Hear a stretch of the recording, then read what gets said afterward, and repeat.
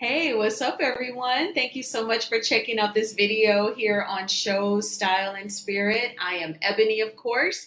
As you can see from the title of this live, we're going to talk about Love and Marriage Huntsville, this week's news, including the latest audio from the original Straight No Chaser, as well as Destiny's interview with Carlos King and all the attempted gaslighting that those two tried to do. But first, just a couple of church announcements.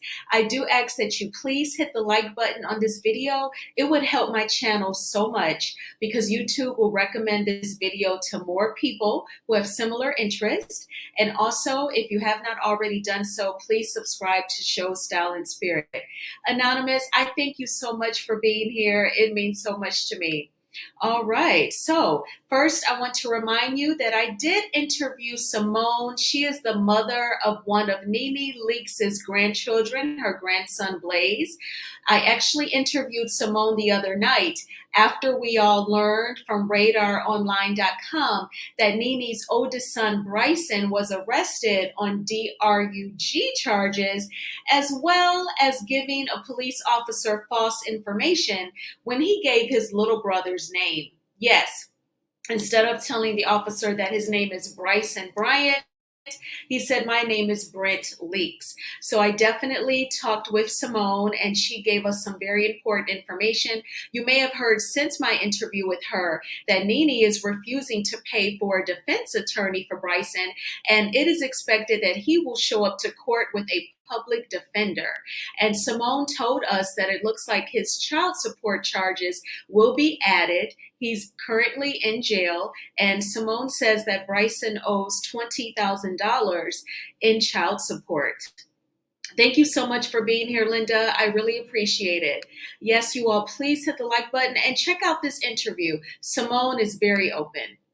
All right, so I want to also let you all know, I'm sure you already know, so this is more so like a reminder that Melody has actually released a lip scrub as well as a facial scrub.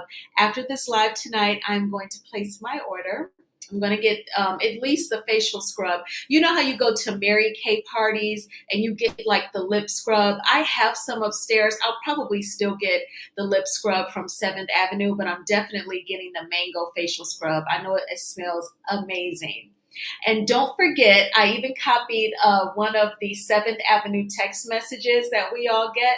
Don't forget to use the code REVELATION for 25% off of your order. That is a steal for everything really 7th Avenue. The whole store is 25% off. But if you're going to check out the facial scrub like I am, use the Revelation code. Don't forget. And also today I saw the film Barbie. It is out, of course, right before I started this live. I literally came home and then I got this all together for the live.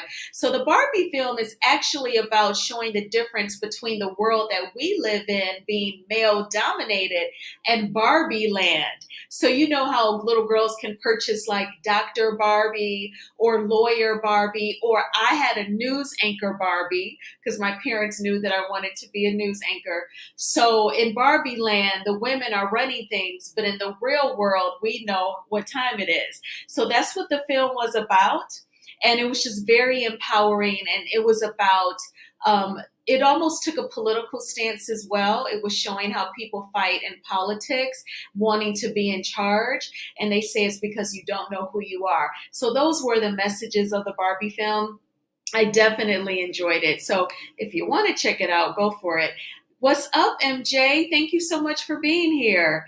All right, y'all. So now that I've told you about the Barbie film and the scrubs, let's go ahead and get into this week's news. So this girl right here, Ariane, of course I have taken my notes. I'm sure you all have checked out the original Straight No Chaser's recent video this week, part 4 of her audio with Ariane. Now I want to point some things out. So the audio opens up with talk of Carson and why did she run to the blogs. So I just want to point out, first, thank you so much for being here, Craig. Craig says, someone needs to investigate Kimmy. I believe Kimmy's child is by a married man. Jalen? Okay. Well, we'll circle back to that. So the original Straight No Chaser audio opens up with talk of Carson, and they were discussing why did Carson go to the blogs. I do want to point out that Carson actually revealed her knowledge of the Revenge P plot on her Instagram Live. And then us bloggers, we reported on it. And then Melody did a live on Instagram, just letting everyone know that she knows of this Carson person now. She's watched her live about her knowledge of the Revenge P plot. And so those were like the order of events. But Ariane was hoping to almost kind of brainwash us into thinking that Carson just out of the blue went straight to the blogs. But that was not the order of which the events took place. Now, although Ariane shared a deeply disturbing and serious thing with Carson, she actually told the original Straight No Chaser that her real friends are not clout chasers. Well, why would you even share something so evil, dark, and devious with someone that you don't even know? Why would you even want to confide in someone and get advice from a person whom you don't know? That's not your real friend. So I definitely thought that that did not make any sense. She was hoping that these things would get out, but would paint her in a positive light. And it totally did not work. Anonymous says, all to thwart Melody's launch of children's scrub products by 7th Avenue, shaking my head. Exactly. And so she casually said that she and Melody don't talk, as if that's something that's possible. So, Ariane was telling the original Straight No Chaser, Melody and I don't talk. So, like there wouldn't be anything that I would say to her. Well, Ariane, there is no planet on which you and Melody would talk. Like that's never going to be a probability. So I don't even know why you would fix your lips to say that.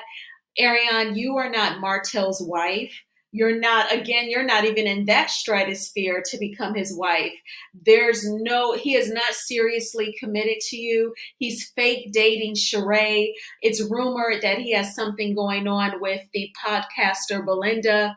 So there is just no reason why Melody would even talk with you. So I don't even know why that would be something that your mind would even put together. Anonymous says, hotel is broke. Right. Allegedly, and in our opinion.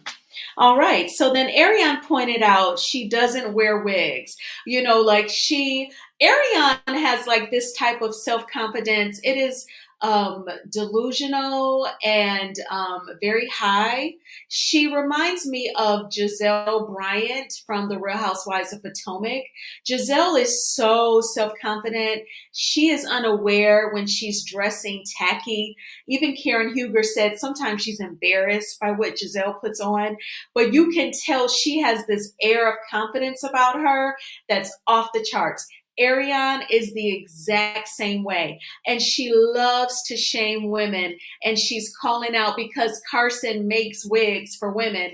She had to point out that she doesn't wear any wigs. Okay, Anne, I don't wear wigs either, but I'll be damned if I ever shame sisters out here for wearing wigs, because I know why. Because you want to exercise freely. You want to go to the gym, sweat it out, work it out. You want to be able to just go run your errands. You don't always want to get the silk press or sit in the chair for hours and get braids or get a sew-in. Been there, done that, which is why I have dreads. So I don't judge my fellow woman who wants to wear wigs, but she is so judgmental. It is amazing how Ariane judges others. And what's up, Miss Cutie Pie? Thank you so much for being here. MJ says, Carson came out to take cover because she was being attacked, in my opinion. She was like, hey, I got some tea on Ariane. I will give it to y'all if y'all leave me alone, in my opinion. Relly says, well, if nothing else, Slaw has always had audacity. Very true, Relly, to even go on Instagram Live and say some of the things that she has said. It's not even normal to go on a public platform like Instagram, go live and discuss, you and a man's, sexual activities. That's not even normal. You wouldn't even get on the phone and do that with your girlfriends. Delusions of grandeur, a female narcopath is the peasant, in my opinion. And I don't blame you for having that opinion because Ariane is amazing with her judgments. It is so sickening to see the side chick and the cheater on my computer screen. They are both despicable. Agreed. We have to discuss it because she keeps running her mouth. And it does draw conversation, and then we all analyze her, right? MJ says, if nobody ever saw that live, I don't think Carson would have said anything. But once she was recognized, she went into survival mode, in my opinion. Okay, I get that, MJ, because um, people were saying, the woman who sat next to Kiki, that's Tisha's hairstylist. And I was like, oh my gosh. And then she did a live initially saying, yep, that was me. So I streamed it. And then by the time, everyone is reporting her, then she does another live like, okay, hey, she told me about the revenge pee. I told her it wasn't cool. And, that's all, that's my extent of me knowing Ariane. She just wanted to come clean. I don't have no weapons. Please don't come at me. I see your point, MJ. Actually, Carson says she wouldn't have said anything. That's not news. Right. But then Ariane was trying to paint the picture that Carson went to the blogs first. And when she was talking to the original Straight No Chaser, she totally tried to put that out there, almost trying to rewrite history as if we have no memory. MJ says, I also don't think Ariane has any personal friends because you never see them. You only hear her talk about her sisters. I am not mad at her. I'm just making a point. Oh, for sure. And so, and you all, I want everyone to express yourselves here. Absolutely.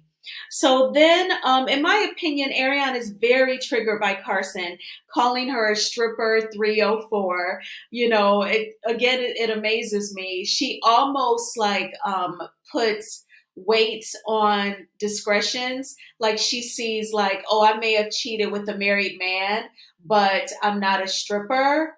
So, that still makes me better than her.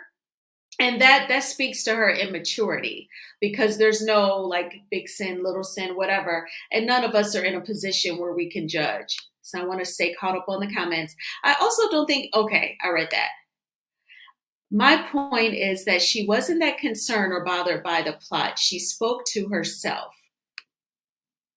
I get it, but she's only a blip in this story, but people keep making her the center, which is what Slaw wants, because then it kind of takes the attention off of Slaw and Martell. If she keeps speaking on Carson and people keep assuming that it was Carson that put it out there, when we all know that Melody was threatened with it, unfortunately, last summer, at least last summer, and then, now here we are.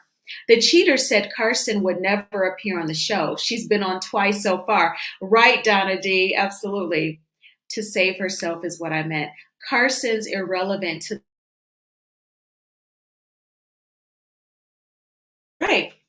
So then Ariane views the cast as old and ugly. That is not true. That is such a lazy read when like women who are under 40, they automatically judge women who are 40 and up. We saw it with K. Michelle and Carly on Love and Hip Hop Atlanta. They always think that they're embarrassing a woman by calling out her age, not only calling out the fact that she is 40 and up, but automatically deeming her ugly and old. But I'm sorry, Ariane, even, put everything aside with Kimmy and Maurice and Kiowa, just at her physical, Ariane, Kimmy blows you out the water, doll. For if you're gonna call out her age, for her age, she looks amazing. And we all know that Melody, she smokes you too, baby, with the physical look. So we're not even gonna go there. And Tisha's bad too now. We all know Martell was checking her out. We all know Martell thinks she's hot. So Ariane, your man totally just debunked what you said in that audio to the original Straight No Chaser, calling them old and ugly, and calling the alleged mistresses the linebackers to Tasha K. It's just so, the whole putting women down and the ageism, it's really whack, really a lazy read, and she cannot talk. Slaw thinks she's 16. Right, I know. And you're in your early 30s, got a couple of kids. One is like a preteen. Like, girl, stop. You're not a spring chicken. I totally agree. So Ariane foolishly stated that if she did it again, if she wanted to show Mel giving oral, she was like, y'all would see it. So Ariane, first of all, it's very OJ. It's very OJ. The whole if she wanted to, she could show it. Well, she also feels like this gives her some power. I can tell that Slaw feels like she has power in her hands because she has access to the Revenge P tape. Like she holds this embarrassment in her hands, this humiliation, this showing Melody in some sort of different light. But no, Ariane, you cannot embarrass Melody. That is why Melody released this info last August. She wanted to put it out there before y'all could. And there's something about speaking your truth, it liberates you anyway. So you cannot embarrass Melody. She knows what time it is. She loved her husband and was trying to please him and make him happy. That's why she did the tape. So if y'all were to release it, it would be out of your evilness. Why would she be embarrassed by that? So I hate the fact that she thinks that she's holding some sort of control in her hands when she does not. She holds nothing. So then also the blogger was trying to gas Ariane up in this part 4 audio.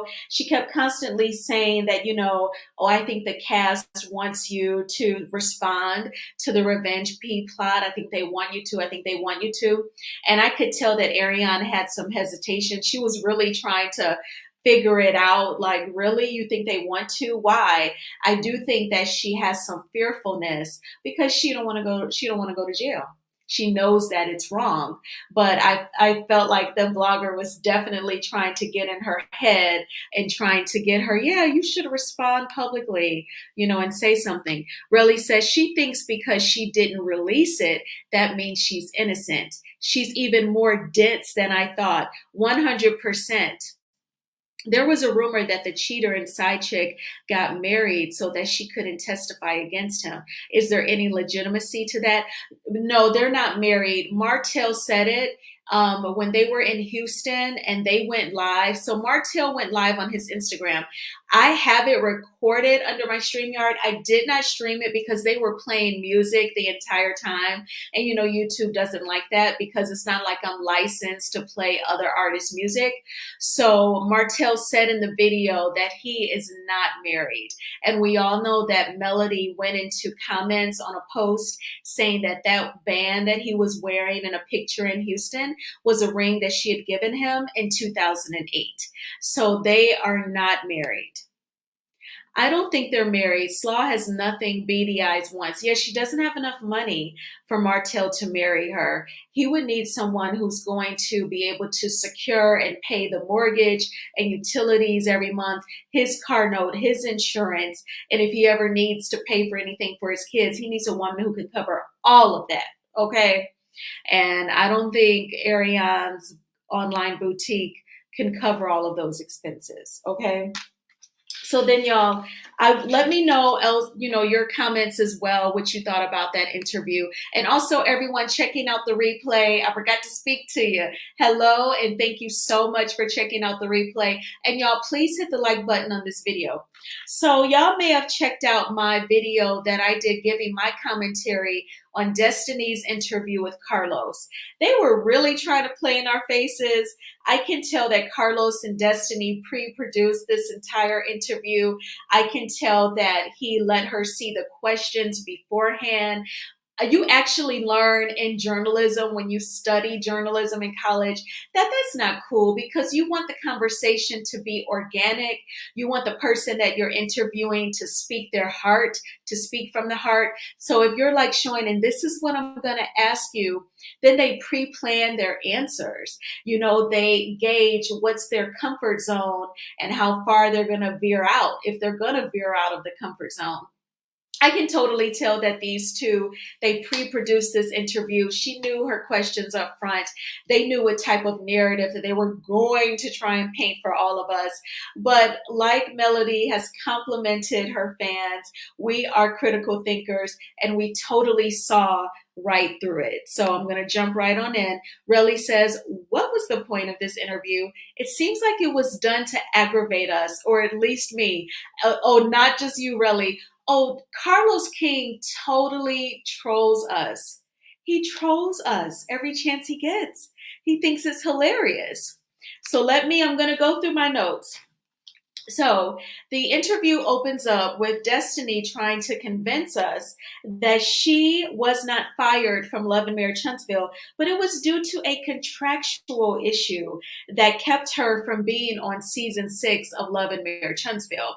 I totally do not agree with that. I think that now that he's done this interview and he was saying things like, oh, I miss those days. Like he was saying, and he was saying that he spoke for all of us, for the majority of the viewers, that we miss her friendship with Melody. I do not miss Destiny hiding behind Melody just to earn a paycheck from a reality TV show. No, I do not miss that, Carlos. I do not miss this lady going season after season on a reality TV show. We know nothing about her. She gets divorced. And on the show, we see her tell Melody that she's getting a divorce. And Melody's like, what? She don't even confide in her friend. And she definitely don't confide to us, the viewers. So no, I don't miss that. I have to work hard on my job. I have metrics. I have an annual review. So I don't think that she should just get to be on a reality TV show, make reality TV money, and totally hide her personal life. No, Carlos, we don't miss that. We don't miss that at all. So no, you don't speak for us viewers.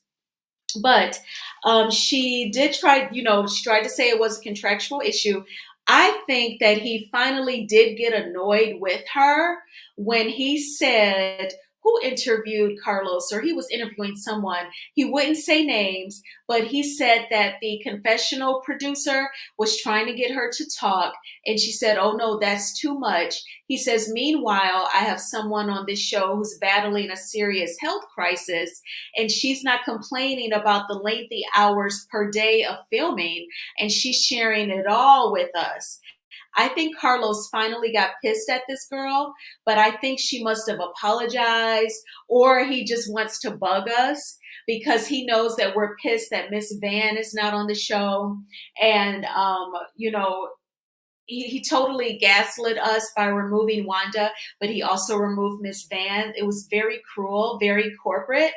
So I think he's like, yeah, and I'm going to piss him off some more. I'm going to bring Destiny back. I feel like this interview was a precursor to that, foreshadow. What's up, Sheila Wright? Thank you so much for being here. Arheb, what's up? Thank you so much for being here. Arheb says, CK wants to bring Destiny back on the show. Yes, I totally agree. We are on the same page. CK says the same thing to all his guests. That is nothing new. Is it like, are you saying like being complimentary? She was fired because at first he nor Dustpan or Dustin would answer that question a few months ago. Yeah, I feel like he at minimum finally got pissed at Destiny, and now he must have forgiven her, or he's going to use her to bug us and put her in season 7 of the show. I believe that interview is a prelude to Destiny's return to the show. So we're all on the same page here. Destiny is coming back for a spot appearance. That's the purpose of him interviewing her. He was setting the stage. Word. I think it's terrible that they keep Miss Van off the show. She added class to the show. Yes, they're literally punishing Miss Van. It's very uncomfortable to watch because you know that they're punishing her. It's like retribution. So it's very disturbing. Good evening, Alf MC. Thank you so much for being here. Yes, happy Thursday. Yes, I love it. Y'all are all being cool with each other. This interview felt like a test to bring her back, that she failed. I hear you, Eleanor. I know it's all a setup. Yes, please hit the like button, y'all. And thank you, Relly, for posting that in the chat. He was only pissed after the reunion because the topic was hot. She will be back as a friend of the show. Perhaps the other show is not panning out. Well, all I know is they're making Kiki carry the second half of season 6 on her back. So if she gets demoted to not even being in the opening theme, but Destiny replaces that, that will be out cold. Child, Destiny is delusional, and of course, CK is gaslighting the viewers by even having this unnecessary interview with an irrelevant ex cast member. That part. What's up, Beverly? Thank you so much for being here. So, y'all, also, Carlos said that, he put Destiny in the hot seat at the reunion, which y'all pointed out because he said that she deserved it. One thing that I noticed he was trying to do, he was expressing his annoyance over people saying that he favors the Scots and doesn't protect Melody. And here was like another gaslighting attempt because Destiny was trying to say that Melody is his favorite. And we all know good and doggone well that Melody Cherie ain't Carlos's favorite. Then he even said that, they don't always show Melody in a positive light, but you all say that she's my favorite. And then she said, well, even Kimmy said that you favor Melody, but you treat all of us the same. That just sounds so silly. But they were totally trying to get in our heads and trying to get us to question ourselves. It's the gaslighting attempts for me. It's crazy. So then Destiny said that it's untrue that Carlos does not protect Melody because he's even kept her secrets. Well, we know that, Destiny. We know that, he never made you reveal your true life to us. So if that's keeping secrets, and then, yeah, that's exactly what's happening. Arheb says Scots will be in court, jail, so CK needs replacements. Whoop! Allegedly, and in Arheb's opinion, child, a lie don't care who tell it. Word. Was Horizontal Blowfish in a hotel for this interview? Is she still squatting? I know. And okay, I'm glad that you brought that up because Destiny tried to just point out that she felt violated because of the not a housewarming, but when the realtor set up the open house for people to come view the property, and someone went who happens to be a blogger. And they were recording, but it was an open house where you would go and check out the property. And she was saying, we had an open house and we were using a realtor. Really, Destiny, was it you or was it LeBeric? Like, she wasn't keeping it real. Carlos did not make her clarify, like, why did you have an open house? Are you selling a property? He totally did not let her say that. He just let her say the part that she felt violated.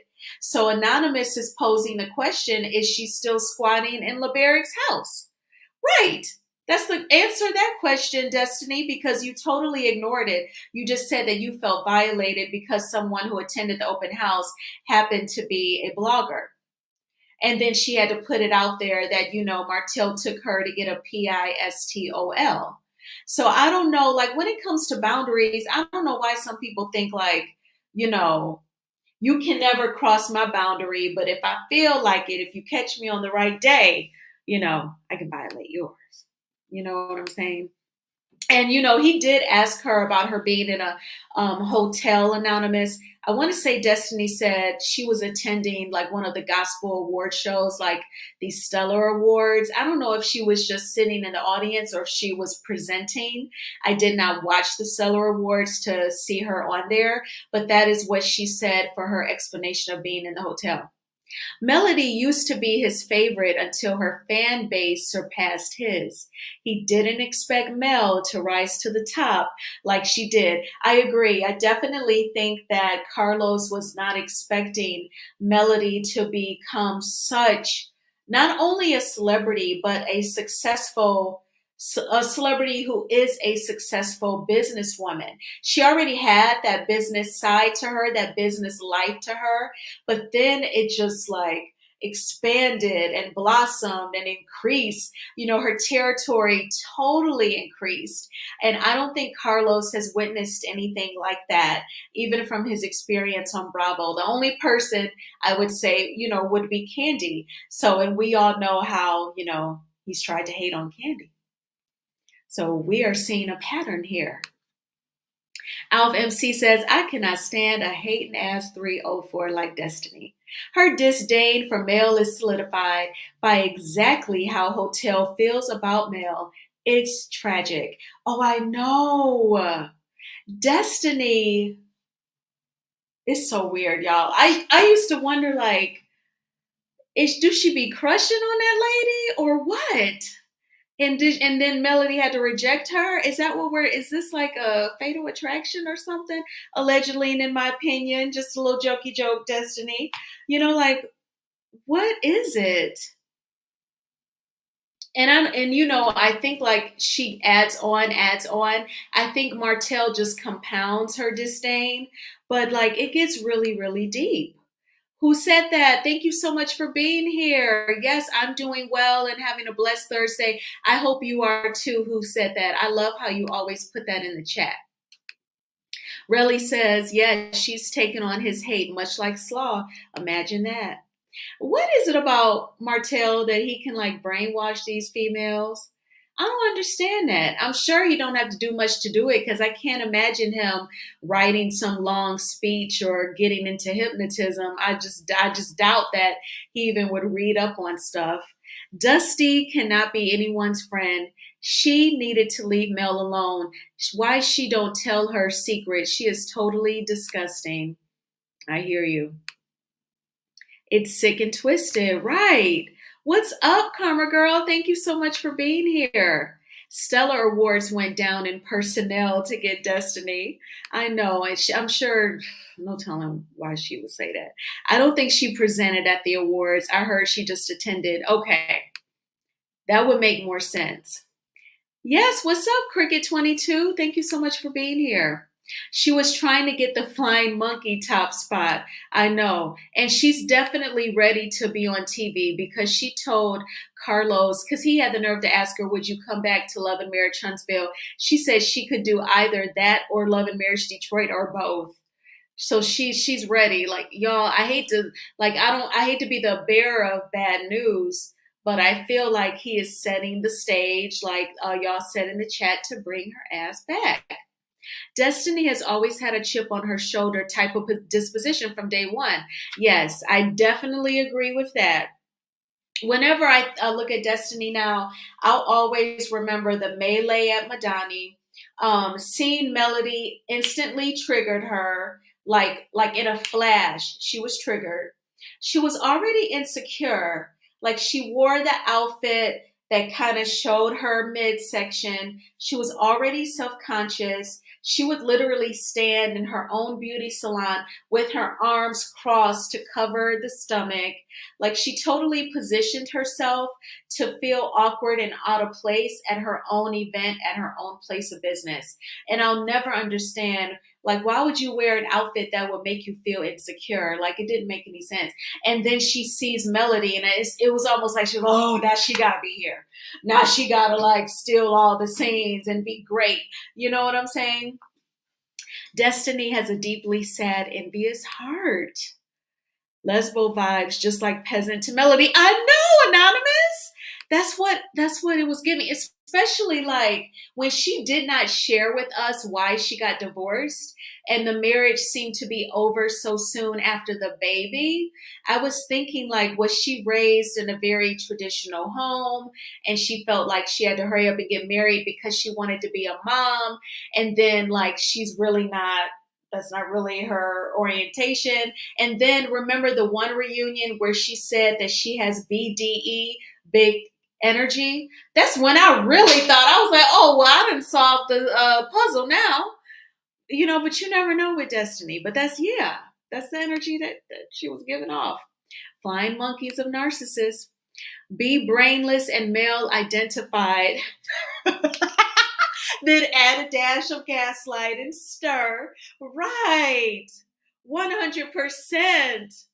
This is her and Ariane. Brainless, male identified, and then add a dash of gaslight. That is this week's news.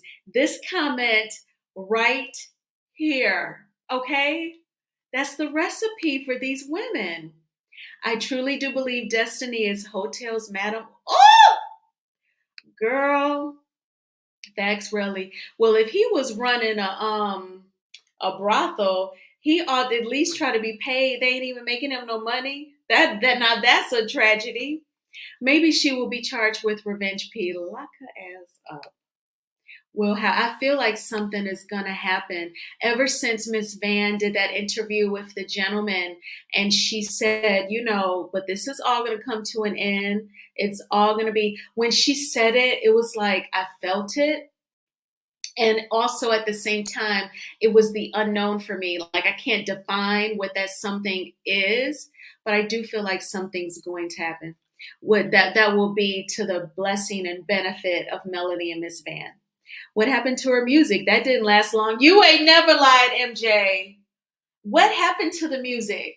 No music video. She don't even, I mean, I don't really check out her IG stories regularly, but like even Melody, if she's doing, it could be an IG post on anything, you're going to hear her songs. Or like when people make reels where they're lip syncing to her song, she posts that. Destiny don't do none of that. What happened, Destiny? It was on 10. Where is on 10? Where are you on now? What number are you on now? She doesn't promote anything. Same thing with Madani. Didn't even make it an online beauty supply. Nothing. Send her to Detroit so she can move out of LeBerg's house. I know that's right, Arhel. Please do something. Poor LeBerg. I feel bad. Woo! And it's interesting, she keeps addressing whether I know when at one time she would dodge that question. That's a very good point, Relly, because she said in this interview that she was one of the few female friends of Martell who, he ain't smashed. Now she wants to make it clear because the viewers, they're speaking their minds and they feel like, she has. She even told Carlos that she gets annoyed that people think that she has a bad attitude. Well, Destiny, let me tell y'all something. I'll never forget the lady who runs the Love and Marriage Huntsville Instagram page. Her name is, her last name is like Abera. I believe she's a Latina. And she interviewed Destiny like a year and a half ago, or maybe a little over that. Destiny, when I tell you she was so rude to that lady, and she has interviewed Melody, Miss Van. Miss Van during that interview said that when it comes to Miss Wanda, ignorance cannot be, I want to say she said ignorance cannot be understood or measured, something like that. It was perfect. But when Destiny was interviewed by her, Destiny was so rude to the girl. And then it was so funny because I remember the Ooh Ladies first panel, they were promoting, like, we're going to be interviewing Destiny. And I remember typing in Jay Lee's chat, like, I hope she's not rude to y'all the way she was rude to the Instagram interviewer. And they were like, yeah, because we ain't having it, But she totally calmed down and got herself together for the Ooh Ladies first panel because she didn't want them telling her off and her being embarrassed. But she totally, now Destiny does judge bloggers, like I guess based on their size or their popularity, and then she moves accordingly. Because when Anthony interviewed her, she was like laying in the bed in a hoodie, but when DJ Richie Sky interviews her, she's dressed in clothing that she would wear on the show, full makeup done, so, but it's like, she picks and chooses how she wants to move, how professional she wants to be. And I don't appreciate that as a blogger. When I ask someone for an interview, I'm expecting a meaningful conversation and I'm expecting you to treat me with the same respect that I gave you. Miss Van is an incredible lady and she let me interview her. I had a little over 100 subscribers and she was amazing, just like she was on other platforms that was much bigger. But this one right here, she does not give that type of grace and professionalism and equality to all bloggers. And that I have no respect for. So, y'all, we're all on the same page here. He filed like 3 weeks after she delivered. I remember she said that at the reunion, but I think he was just waiting for her to deliver. He already had it planned. Totally. What's up, 41 Fit? Thank you so much for being here. We're on the same page, huh, Anonymous?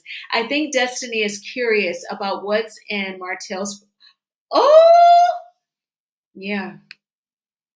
And why would you want? I ain't never wanted a man that I could tell was a hoe.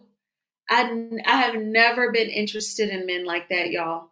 Because I never wanted an STD, and I just didn't want to be like a little nick in your dashboard, a tally mark that he will write in his little black book. I never wanted a man like that. Mm-mm. CK is desperate at this point, henceforth, Destiny to add to the mayhem. Right. He's gonna, y'all, he's gonna make sure that there's a season 7 of Love and Marriage Huntsville, and he's about to turn it out. He's about to turn it out. It's gonna be like a madhouse because he's gonna bring back Destiny. I think he's gonna bring back Wanda, and here we go. She can't sing. Right. You're like, that's what happened to OT and Ebony. She can't sing. It was a competition. Mel peeped that. That's why she took her music off the show, that we heard nothing else from Dustpan. All right, Relly. Okay. It was a competition because, yeah, Melody said, as long as they're showing her music, I won't show mine. I know that's right, Melody. Don't even give her the opportunity to make it seem like a competition. And then Destiny hasn't made any more records, which shows she has no passion for it. No passion. Or else you would keep recording, you would keep writing, keep going in the studio. Her attitude is bad, like she was really playing in our face. I know. Totally unprofessional. I'll never forget how she did that young lady. Her name is like, is it Lola? I feel like it's Lola Ibera or Libera. And she has a YouTube page. She was so professional with Destiny's negative energy. She just kept smiling and moving on to the next thing, totally ignoring, the BS. The people do not think she has a bad attitude. She does have a bad attitude. Destiny only did music to compete with Melody on the show. Mel peeped her game and stopped promoting it on the show. You all are absolutely right. Well, remember, she dodged the first interview with the old ladies' first panel until she got her lies together. Right. Because Jay Lee pointed that out about they were coordinating with her, and at first she was communicating, and then she dropped off, and then she decided to do the interview to try and clean up her stank image. Her father raised her. That's probably why she's like, male identified, you think? Never been interested in a conceited, pompous man. Ooh, child. Facts. I always liked a nerdy man, but because you know what? I grew up in the city of Detroit. I grew up in the hood. So the guys around me, I was a nerd. So like, I always, even as a kid, I knew that I did not connect with the guys. Now, y'all, I'm going to tell y'all something. Dennis, Portia's, her daughter's dad, Dennis. I know Dennis McKinley. I've known him since kindergarten. We went to the same elementary and middle schools. So now Dennis was always a smart kid. He's a graduate of the University of Michigan, my college's rival. I'm a Michigan State Spartan. He's a Wolverine. But, I like the guys in our neighborhood, most of them weren't getting the good grades like Dennis. But I always liked like a nerdy guy. But, it turns out those were players because, you would instantly trust them, because you just assume like, oh, they're nerdy like me, they're smart like me. But no, they're players too, not as like dirty and dingy as Martell, but yeah. I agree because the DC is a little boring. Not sure about Detroit yet. Detroit is more entertaining than DC, but it's still sad because it is like toxic relationships. Brandon and Christina. Oh my gosh. Protect your pH balance from green rash and fungus. Yes, child. 100%. She stood the old lady's first panel up, then came back like it was all good lying in those women's faces. Yeah. And I felt like Bondi Blue, her disposition, she could tell like it was all cap. And I think she was like, oh my gosh, this lady. Ring the bell like as you enter. We appreciate guests with manners. Right. Did she have to say that? That's sticking it to Mel. Oh, she said a lot of crazy stuff up in here. Is that about me knowing Dennis? Yep. The nurse with the thick and his mom. His mom is like, when we were kids, she was a nurse, and like at parent teacher conference, it would literally just be like me and my mom and like Dennis and Miss Clayton sitting there. The nurse with the thick glasses are the best. They could be the best lovers. I'm just saying. I agree. And it's always fat on the nerds. I mean, can we be real? Oh, Aries, go green, girl, go green. The nerds have a secret side to them behind closed. Yes, they do. I know. Relly says you can't trust none of them. And that's right, Relly. That is what I had to learn the hard way. The hard way. Because I used to see like a Martell, like, nope, I don't want him. And then like the nerdy guy, yep, I want him. Can't trust none of them. Get your head out of Mel's ass. Who destiny word. When the nerds take yes, Lord, I know. They'll take you on a ride though. Nerds are the best. I know. Y'all are cracking me up. They will do whatever you want. Absolutely. They've researched how to please. I totally agree with that. But let's stay on track, y'all. Let's stay on track before this turns into a bedroom candy live. But so let me get back to my notes. So then, Carlos, of course, he had to bring up the Real Housewives of Atlanta, comparing Nene divorcing Greg to Destiny divorcing Carlos. Why don't you stop trying to play like we're stupid? When Nene and Greg's marriage was literally going down, we watched it. Greg went on the radio and talked about how, because he was feeling insecure, the housing market had crashed, so his real estate business was in the dumps. Nene, meanwhile, was on a very popular show. She was paying the bills. So then he gets on the radio and says, well, when I was making money, I was taking care of Nene. And we literally saw Nene yell at Greg for doing that.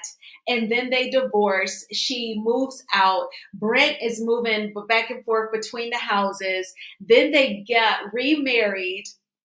Destiny ain't show us none of that. We still don't know. And then allegedly there's this gag order in the divorce decree that she can't talk about it, although she's on a reality TV show. Make that make sense. Why would you even, how come you didn't have your attorney negotiate that? Because you're on a reality TV show. Because this cap, I don't even believe that there's a gag order with Destiny's divorce. So I couldn't believe that he compared that, y'all. In my video, I asked y'all, do y'all think Carlos has seen the therapist over him no longer working for Bravo? Because I legit think the man mourns his prior job, which is okay. Just say that, Carlos. Detroit's viewership was so low for 2 weeks, it did not show up in the ratings. Woo, child, Gigi. It ain't just the Pookies. When I went to college, I found out all of them are trash. Noted. You're right. You're absolutely right, Relly. Carlos Queen is off. I sense bipolar tendencies from like hotel from horizontal blowfish. Ah, I know. Like she could go nuts. Like she did Chris Fletcher. So Carlo asked Destiny about the scene where they were celebrating Martell being on the cover of Upscale magazine, and the Fletchers were in attendance. Now the rumor was that she had words with Nell, and it got very serious. But she said that her words were with Chris Fletcher. And then, she tried to spin it and say that she felt violated, or not. Let me not even say spin it, but she only told half the story. If a blogger was in your house recording at an open house, why is there an open house? Is it because your ex is trying to sell the marital home? that you're still in? Like, tell the whole thing. So, but she said that when she saw Chris Fletcher, she blacked out. That ain't even like your average statement. You get when you've gotten into it with somebody and you're retelling the story to somebody, you tell them that you blacked out. That's crazy to me. Greg was cheating on Nene. That's why they divorced. No one wants to see Destiny. He needs some type of therapy because it ain't normal the way he obsesses over Bravo. That's how I feel. And it's like, again, Carlos, you're human. That's okay if you're mourning the loss of a job that was fun, paid well. For you, it was definitive. If that was a part of your identity and then it was no more, that's fine. Just go and talk to somebody. Stormy has bipolar. Oh, yeah.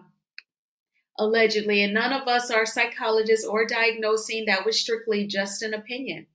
What's frustrating to me is the obvious gaslighting. Word, Benny. We're supposed to be unintelligent as viewers. Right. Right. Definitely, I have to say that Carlos and his producers, they definitely see women, like as a monolith or in very like simple patterns. Just we've seen the men from Love and Marriage Huntsville, Love and Marriage Detroit, and Bell Collective. It is the same type of relationship, regardless of the man's age, because you could have like Detroit Anthony and Latoya, which they have to be between 35 and 40. Then you have Martell, who's in his early 40s. Then move on to Bell Collective with Cliff and Latrice. Cliff is in his 50s at least. They all have this same attitude that women are property, women are to be possessed, and they are to be in control 100%. So I do feel like they do see women in very simple terms because those are the only relationships that we see. I am turned off by a whore of a man. He claims he don't want, oh, I don't either. I know that's right. You bring up an excellent point, Lamenta, because, women are expected to be like, what's the term? Madonna whore. Like you're supposed to be very angelic and virginal to the outside eye, but in the bedroom, he wants you on all fours, and he wants you on your back, then he wants you on top, then he wants you from the back, and you're just supposed to submit to everything that he wants in the bedroom. But a woman can never express herself and her desires. Well, I need you to get it up and keep it up. I need you to wait on me to get there. I need it to be, I really like width. I want it to be fat. Like if we express those things, then they feel a way about us. But then they get to just sleep around. No, that's a double standard. It has been 10 years since he was fired. Grow up, Carlos Queen. I hear you, Anonymous. That's definitely fair. CK hasn't been with Bravo in a minute. You and Anonymous are right. That's a very correct observation.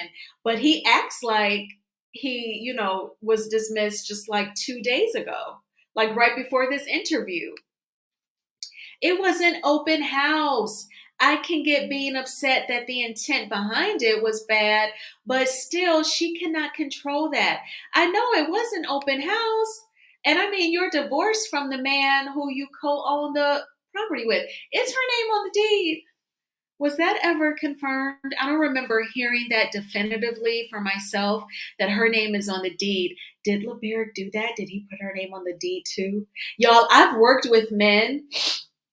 So like I know like of Indian men who will secure the loan for the house just in their name, but they do go ahead and add their wives to the title. Then I know some white men who have bought the house, secured the loan just in their name, and do not put their wife's name on the title. Did not do it. So if the marriage ends, you just got to get out because you don't even own that house. You ain't on the mortgage and you ain't on title. That's why I feel like a woman should always keep a job. If you own property and you're going to step out on faith and get married, consider renting that property out just in case it don't work and you automatically have a roof to go to, a roof over your head. You know what I'm saying? Especially for women who have children and you're going to marry someone and they're going to be the stepdad. Like if it don't work out, just make sure that you're in a position where you can still pay the rent or mortgage somewhere. Does anyone think that CK will attempt to do a show in Atlanta and gather all the old cast members from prior seasons? Maybe that's why he keeps interviewing all these Roa folks. That's interesting.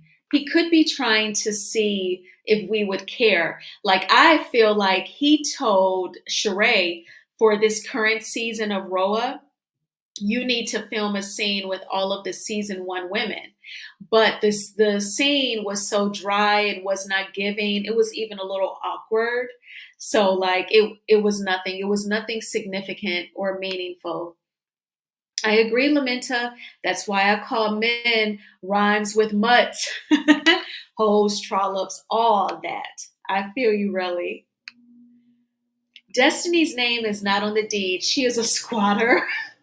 Oh my gosh. And then so like if I was Liberic, he has to look up the squatting laws for Alabama. Like cuz unfortunately at this point she has rights. That's what I think is effed up, that the squatters can have rights. So cuz I don't know how you going to get her out of there. He would have to serve her like a 30-day eviction notice. Okay, I think that's where he would start.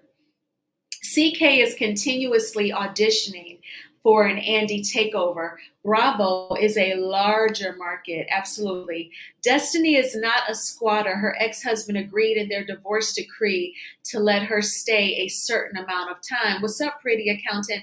Has Destiny exceeded that certain amount of time? They've been divorced at least a few years now. Well, the state I live in is a community property state. Once you're married, it doesn't matter if only one spouse's name is on it. It's community. Okay, right. So they would have to sell and split the proceeds in a community property state, even if just the man's name is on the deed. Right. She's jelly. What's up, Veronica? Thank you so much for being here. So you have to sell it to get the other one out. I feel you. We're on the same page. All right. So then Destiny actually called Kimmy nosy because Carlos brought up Destiny pointing out, I'm sorry, Kimmy pointing out at the season 5 reunion that, even when I film scenes with her, I'm trying to pull stuff out of her and the producers tell me to. And I'm like, it's so hard. Destiny said that Kimmy was being nosy. How is it nosy when literally the producers are asking Kimmy, can you please get this girl to talk? How is that being nosy? Then Kimmy or Destiny tried to say that we don't know Kimmy. What has she shared? Well, she has shared that she shared her feelings about Kaiwa. I don't think she's shared it all. I got my theories with that. But of course, she has shared her health crisis with us. Destiny, I don't care how you slice it, baby. Kimmy has shared more with us than you have. Hands down. CK's money ain't long enough to get people like Nene and Phaedra. Maybe he can get Sheree. She's desperate. What's up, Patricia? Thank you so much for being here. Destiny is a squatter. He paid for a year, and she was supposed to refinance in her name and couldn't, of course. That is his house, and he is selling it, not Destiny. Destiny's time has been up for 2 years now. Right. What's up, ADR? Thank you so much for being here, and thank you for hitting that like button. Did y'all hit the like button like ADR? Please tell me that you did. I would really appreciate it. Destiny is jealous of Melody, and she's talking about she never slept with Martell, but we know he tapped that ass. Right. That's what it's giving. Because, see, he outed Melnika, which is totally not cool. Like if y'all are gonna smash, why can't you be adult about it? Why do you have to out her? That is very, very childish. And that's another reason why, like, they're not worth y'all. Y'all are all too beautiful, too smart, and too kind for these men, especially like a Martell who just wants the one thing and then he's going to out you for doing it. No way. The math ain't math. And y'all, come on now. Please hit the like button. Thank you, Relly, for posting that so much. Thank you, MJ, for hitting the like button. You said a word exactly on right. Hence her being a squatter. Right. So then, when it comes to Melody, Destiny actually said that Melody ended her friendship with Destiny for a storyline. That was my inspiration for my thumbnail. She wants to be a sacrificial lamb. She wishes that, Melody would actually sacrifice their friendship for a storyline. Destiny, Melody has always had a storyline. It's that clown Martell and his disrespect. It's his mistress, side chick, Ariane, always going live on Instagram and being embarrassingly disrespectful. That's her storyline. It's raising the 4 beautiful children.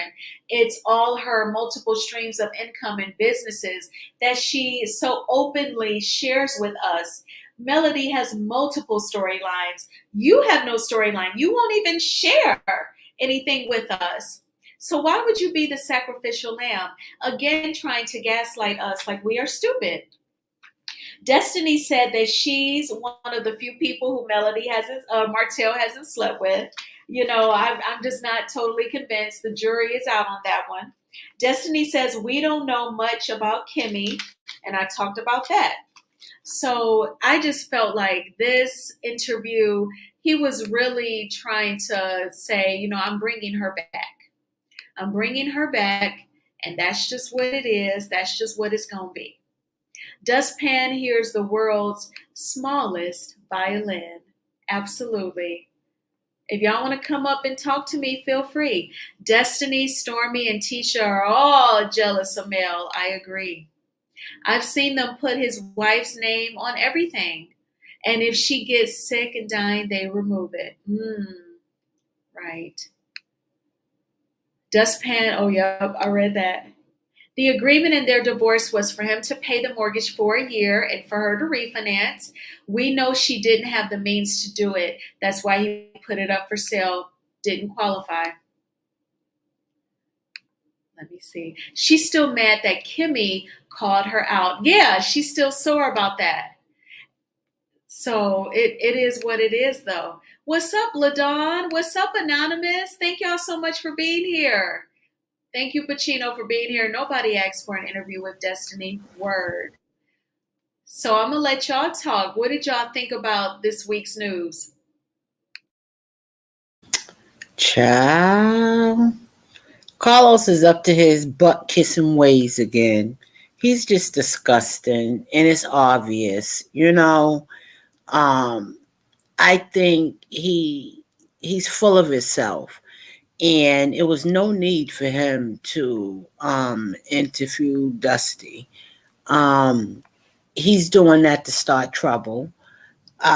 Everything she said, we already know what the truth is about it.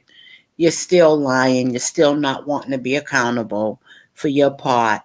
And I just don't understand how she would fathom, how she would think you can be friends with me and also be friends with my ex who was actually doing things to tear me down and take my kids.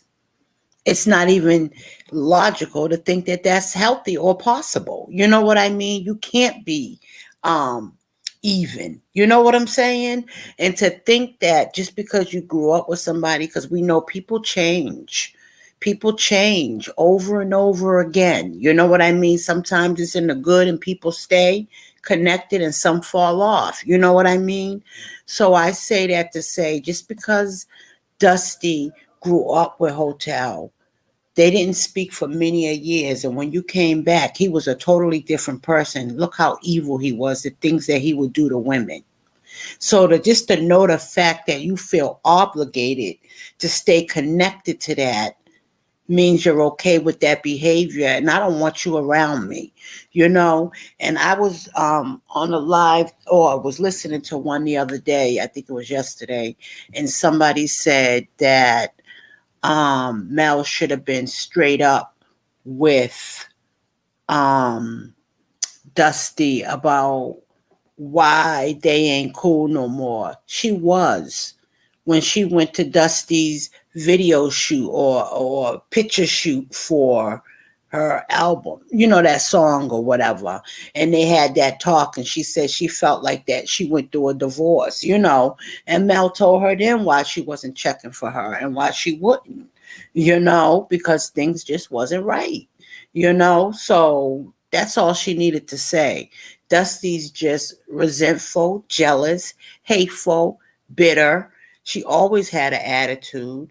That's why she can't keep a healthy relationship. It's her that's the problem. And the only time she's kissing somebody's butt is when she wants something from them. And that's why she's hanging around those other women, because they're like poor pick me's too. And I'll share you so we can get those men. Or, you know, they're all in the same kind of bubble. You know what I mean? That's how I feel. You spoke so good, LaDon. I totally agree with you. That was awesome. You're right. When Melody came to that photo shoot, she said to her, "I don't like all of your ways." I know. Mm-hmm. She told her, "I don't miss all your ways either." She was Mm-hmm. very candid with her. You're right. Yes. Yes. She don't Absolutely. got to keep repeating the same thing over and over for idiotic people that just don't want to get it the first time because they're obsessive thoughts and craziness in And weird ways. No. yeah, just want to criticize her. Yeah. Just got to find something. Right. I'm gonna come back to you in a few minutes. What are your thoughts on this week's news, Anonymous? Hi, Anonymous. Hello, darling Ladon, show styles and spirits. You see What's these two, Muppet 1 and Muppet 2 from Detroit, Michigan. I got to ask you a question. For Mm-hmm. Ladon and show styles and spirits, I'm going to ask you, do you think these two Muppets believe, or live in a deluded reality? Yes. for sure? For sure. Yes. Do you think both of them are obsessed with power and control? Yes. I can Yes. see that. Do you think both of these Muppets take advantage of and use other people to exploit and other things? Yes. Mhm. Okay. Do you feel these two Muppets have no moral boundaries? Absolutely. Yeah. We'll show anything. Yeah. Now, do you think these two have a limited range of emotions? Yeah. To Oh, an extent, like no because empathy. Yeah, I'm yeah. just feeling, do you think that they have feelings of love and affection, and are vulnerable emotions like feeling guilt, shame, or No, sadness? not Or at just, all. Not an okay, That's ounce. everybody. Mm-mm. all right. So that just means they have a limited range. They can't get the full spectrum of emotion. Do you think these two Muppets from Detroit, I love Detroit, but just these two I can't stand, have a huge discard pile when it relates to friendships, family, Yeah. you name it? Yeah. Yeah. And do you think these two Muppets become hostile when they're threatened? Oh yeah. Yes, and vengeful. We're seeing that with Miss Van, like retaliatory. Yeah, and Hmm. even the statement, horizontal blowfish, Dusty Destiny, when she said it at Madani, that statement she made to Yes, to Miss Van. Vanessa when she was leaving, totally Mm. inappropriate, Disrespectful. completely. And do you think these two Muppets feed off of negative energy? Yes. Do you think these two get bored easily? Yep. And do you think these two Muppets from Detroit, Michigan are empty inside? Hmm. They just have an image like an actor and stuff. Yeah. Dress up the outside, but so all messed up on the inside. There's not, you know. Well, I'll tell you this, these are the 10 common signs of a narcissistic sociopath. I That's what figured there are. where you're going. That's what there are. So I'm just saying, again, we're just looking at behavioral traits. That's why they're so attracted to Hotel, because he, I Yeah. believe, exhibits the same traits. So understand who do these two defend the most? People just like them, people they Yeah. can exploit, people who they can make inferior to them. That's why they have a problem with this person like a Melody or Vanessa, because they're not inferior to them. They can't be manipulated by them.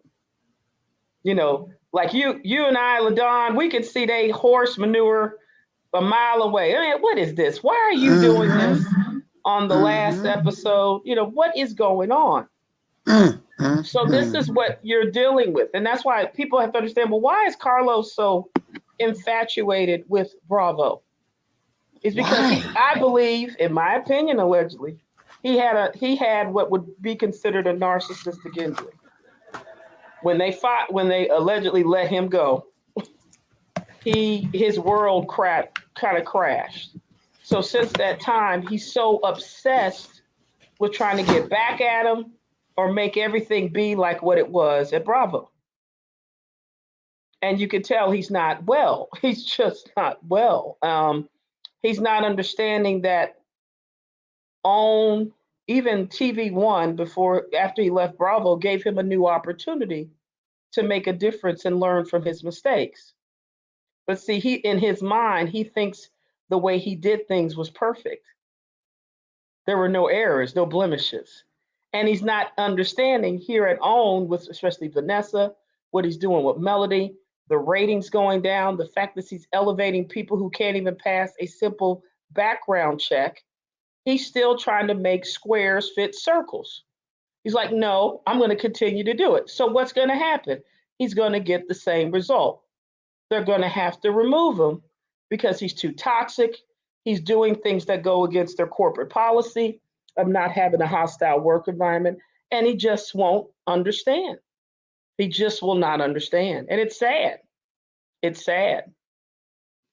Yeah, the Miss Van not being on there, that really, really upsets me. What more additional thoughts do you have, LaDon? I'll mute. You there, LaDon? Wait, sorry, I was off mute talking all kinds of stuff. Yeah, he's blatantly making a statement with not showing Miss Van. You know what I mean? He's evil. You understand? He's doing that on purpose. But you know, there's such people of class that it's like whatever. But we see you. We see you. You know. But all I gotta say is his kingdom will crumble, because you know you got to reap what you sow. At the end of the day, there's a family member in my family that did the M to somebody, and the family split. Half of us don't talk to him. You know what I mean? Never mind you guys knowing the magnitude of what Hotel was going to try to do, and you did not. You didn't hold him accountable, Dusty, publicly, when she publicly had to hear this about her and what was going on. And you, Carlos, as a man, as a producer, as a content creator, you did not even speak about it, but you can speak about what you think is wrong with minute stuff, stupid stuff, though, right? So that's all I got to say about him. You reap what you sow. I believe that. And she's just going to stay right where she is, nowhere. Do y'all think he's trying to bring her back? And what were your thoughts on the latest audio with Ariane and Original Straight No Chaser? I think in my opinion, it's a deflection to go away from us seeing what was happening with the finale that we saw this past week, as well as I think it was probably a way to get off the attention of the successful stuff that Melody was doing. with her launch of Seventh Avenue and the children's products. I don't think, in my opinion, I don't think these things are by themselves or isolated. I think it's a purpose to do a narcissistic smear campaign. Because what's the goal to have even the content creators? You want to cause chaos. You want to cause division. Sure. Yeah, and Destiny, what is she doing besides squatting and trying to do a failed podcast, staying in a hotel, asking for money in Atlanta? Really? Yeah, I mean, she's not doing anything because this is the thing, and I don't know if a lot of Looking people for a rich sugar daddy. Don't Yeah, forget but that. even then, she had a rich sugar daddy. How do you fumble a bag with a man with AAA credit? That's because he got self-esteem. She needs to get one of them rich ones with no self-esteem, and she can control them maybe. Yeah, but the problem is this is what I'm saying. This is why she's in a deluded reality. I know. That's not how things work. I know. I'm just this teasing. man and his, why were you allegedly she was being disrespectful to his mother? That's not smart at all. No. That's not smart at all during a COVID. What kind of woman? Yeah. Well, the thing is, both Hotel and her acted the same way during the pandemic. Have you noticed? They both messed up the bag during the pandemic. That's a very good observation. Yes. Yeah, they both lost their spouses because they couldn't keep their ping and woo-woo in the household because they thought that they could do, their God or have idol worship and they can do whatever they can and nothing will come to them. Well, I hate to say it, you have consequences in life. A person like a Melody, a person like LeBerick is not going to tolerate you putting their lives in danger during a pandemic. That's ridiculous. That's ridiculous. Yeah. And I definitely think that Carlos King, he likes for us content creators to give our commentary on his interviews. I think that he likes triggering us viewers of the show. I think he likes it. I think he likes him and Destiny talking about how he favors Melody over everyone else on the cast, and he protects. Well, we know it's not true, though. Yeah, well, I think he likes trying to trigger us. Well, I don't think he's triggering us. I think the thing is, he wants to have people think he's in control still by having horizontal blowfish Destiny doing an interview. Look, you see where he's at in his house with his shoes. She's in some hotel. Really? You get what I mean?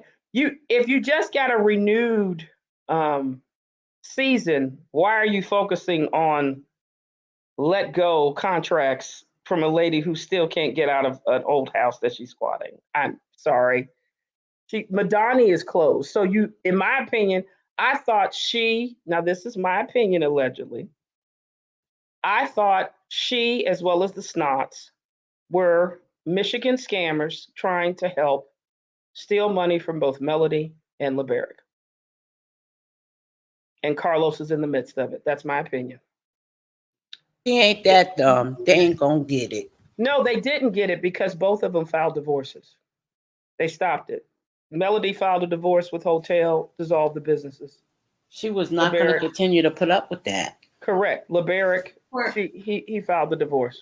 I want to briefly address Sexy Candy 215. So I give him what he likes so you can get likes and views. Well, like Anonymous always says about Love and Marriage Huntsville, it's a reflection of society. And yes. Carlos King's interviews are an extension of that. So I give my commentary because we're all conversing about it. You're here in the chat as well, Sexy Candy. So it does draw up conversation. And for us to talk about people's behaviors and when they're educate you. Yes, and educate. And get paid too. Show styles and spirits. This is what Love and Marriage Huntsville gives. We're not helping this horizontal blowfish and Carlos Queen. We are magnifying the negative behavior so we can be aware. Yeah, and it also helps Melody. Yeah, and it also helps Melody and Vanessa to hear our analysis to know exactly what they're dealing with. Exactly. If you guys just was able to show the 10 traits of him possibly being like Hotel, now you know what you're dealing with. You know how dangerous these people are. So you need to play a different chess match against them. Because back in our days, because I'm a little older, but back in my mother and them's days, in my earlier years, then it started switching in the 90s.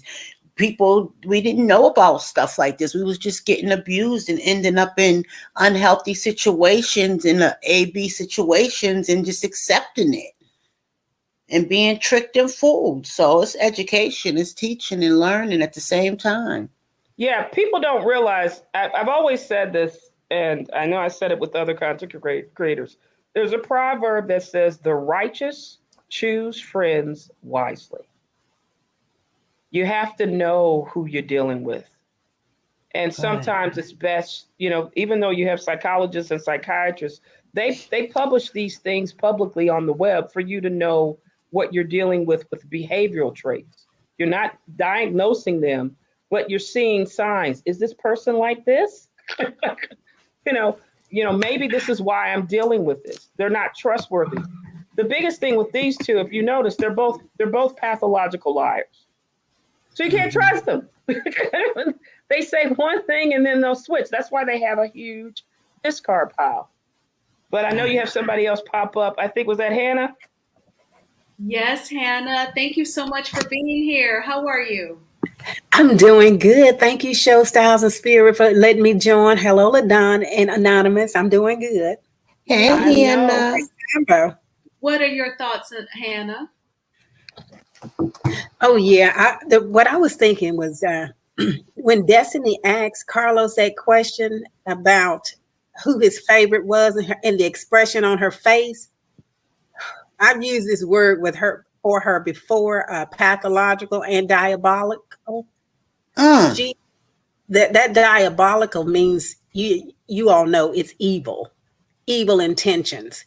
And when she did that, it's almost like that is, look at the look on her face. And she wanted Carlos to say Melody was not his favorite because she really know he's not, based upon the way he treats her.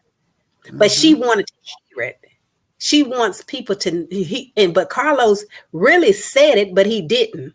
He said, I don't have a favorite. So yeah, it's crazy the way she is. That's a good point, Hannah. He said it without saying it. Like, I know Melody ain't my favorite. He didn't say it that way. He said, I don't have one. But I don't know why they think that we are stupid and them trying to say that he does favor Melody. Well, see, I don't think it's the problem isn't that he's favoring Melody. It's that all of the public, the millimeters and everybody else favors her. That's where they really have the problem. Because, Carlos, yes, he could favor her, but he doesn't have, he has some pull and he has some power and authority over at OWN, but he doesn't have all power and authority at OWN. So he has the authority to put Mel in her place, but if she ever leaves the show, I think he's afraid that it may not, even though he would never admit it. He knows deep down inside that the show would not, more than likely won't survive without Melody. He knows that, but he will never admit it because he's so prideful. So these are the problems that we're dealing with when it comes to people and their egos and their pride and selfishness, because those are all the things that we're looking at when it comes to Carlos, because Carlos knows that Melody, even though Martell and Melody went together to pitch the show to him, he knows that Melody put all the work in that getting everything together as far as the reels and putting the creativity behind it, the blood, sweat, and tears, the favor of God, the anointing, all of that. He knows that, but he won't admit it. And because he has taken that credit for being the creator, it's never going to benefit him because he won't do the right thing with it, in my opinion. Hannah, that's a very interesting point because earlier you all were saying in the chat that Carlos did not expect Melody to blow up and be as successful as she is since the inception of this show. We all know she was successful and educated and hardworking prior, but he didn't expect her light to just illuminate the way that it is. And I Mm-hmm. think that it throws Carlos off. I think it throws him for a loop because he's used to your average reality TV show where the star leaves and the show keeps on going. Because I agree with you. If Melody leaves this show, it's a wrap for Love and Marriage Huntsville. It's lights out. But what he's used to is on the Real Housewives of Atlanta, Nene, she's off now, but even when he was on the show, she wasn't on every single season because Nene chose her acting career. She was on that show Glee and The New Mm-hmm. Normal. She left Roa, and then they're always rotating people in and out, and the show goes on. But he sees, oh my gosh, I'm producing this show, but if Melody leaves, I'm out of a job. You know, you're right. He absolutely knows that, but he will never admit it Yeah. because then it'll look like he'll lose the control, which is what Anonymous was saying. He wants us to think that he's so in control. In But he control. totally. He is. And see, I think the difference between a Nene Leakes and a Melody Cherie Rogers is that Nene is an entertainer. Yeah, Melody's a boss. It was entertaining. She's Melody an has entrepreneur. purpose. She has a purpose attached to what she's doing. It's not just entertaining. It's purpose. It's more. It's encouragement. It's a whole lot more than just to me.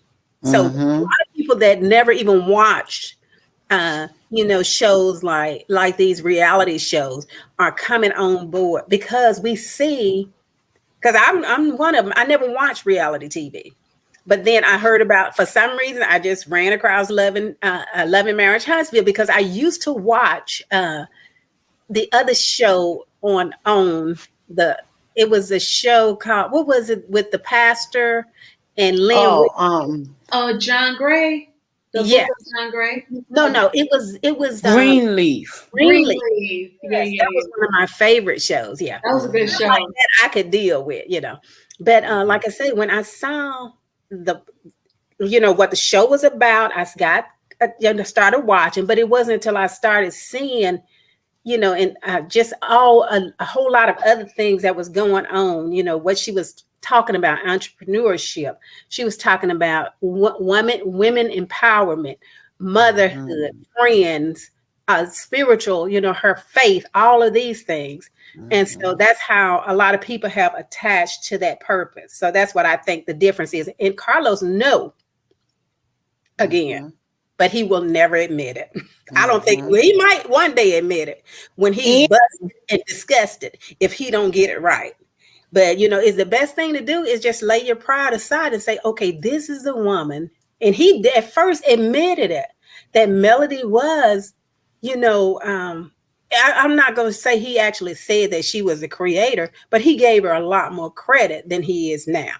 He's almost like trying to pull her down like the Scotts did and all the other people. And let her know, look, but she just, like you say, she took off and she never looked back. And that's right. That's having a problem. That's what I was going to add. He didn't expect, because a lot of reality stars don't use the platform for multiple different things and be successful in all of them and keep climbing. You know what I mean? And has the fan base that she has. She went over to YouTube, and Instagram. You know what I mean? She is got a lot going on, and he didn't expect her to take off the way she did. And she knew before she got on TV, she knew what her assignment was. God had a purpose for her. Her mother prepared her. Mel already knew. That's why she was playing chess while they were playing checkers. They all had a plan, but she also had a plan. This was already in motion with her. That's why she made the choices she made. We're just getting on board because we believe in the mission. We believe in the purpose. And we're learning as we are doing that and having these conversations. That is so true. I agree. It's something special about Melody. Earlier this week, when she was leading into her promoting of the Revelation Code for 25% off of all products, her IG post, she was talking about, you know, she wanted to thank everyone for their encouraging words, their prayers. And she said, you know, we are on this battlefield, both spiritually and legally. God is our strength. And then I'm reading these posts and I'm like, oh my gosh, is she called to preach? I mean, like she was getting me so riled up. And then I'm like, we gonna start to need a nurses guild for this show. I mean, Well, like, what I think Melody was doing is, to me, I think, I don't know if LaDawn or Hannah, you ever heard, when I first came up on a panel, at least to discuss, I always said I believed Melody was, she is like the second coming of, what's his name? During the early 1900s, in Tuskegee, he was doing all of that, in Alabama. Booker T. Washington. I believe she was the second coming of Booker T. Washington. And really, it's not so much the fact that she was the, like she is like Booker T. That isn't, it's the synergy.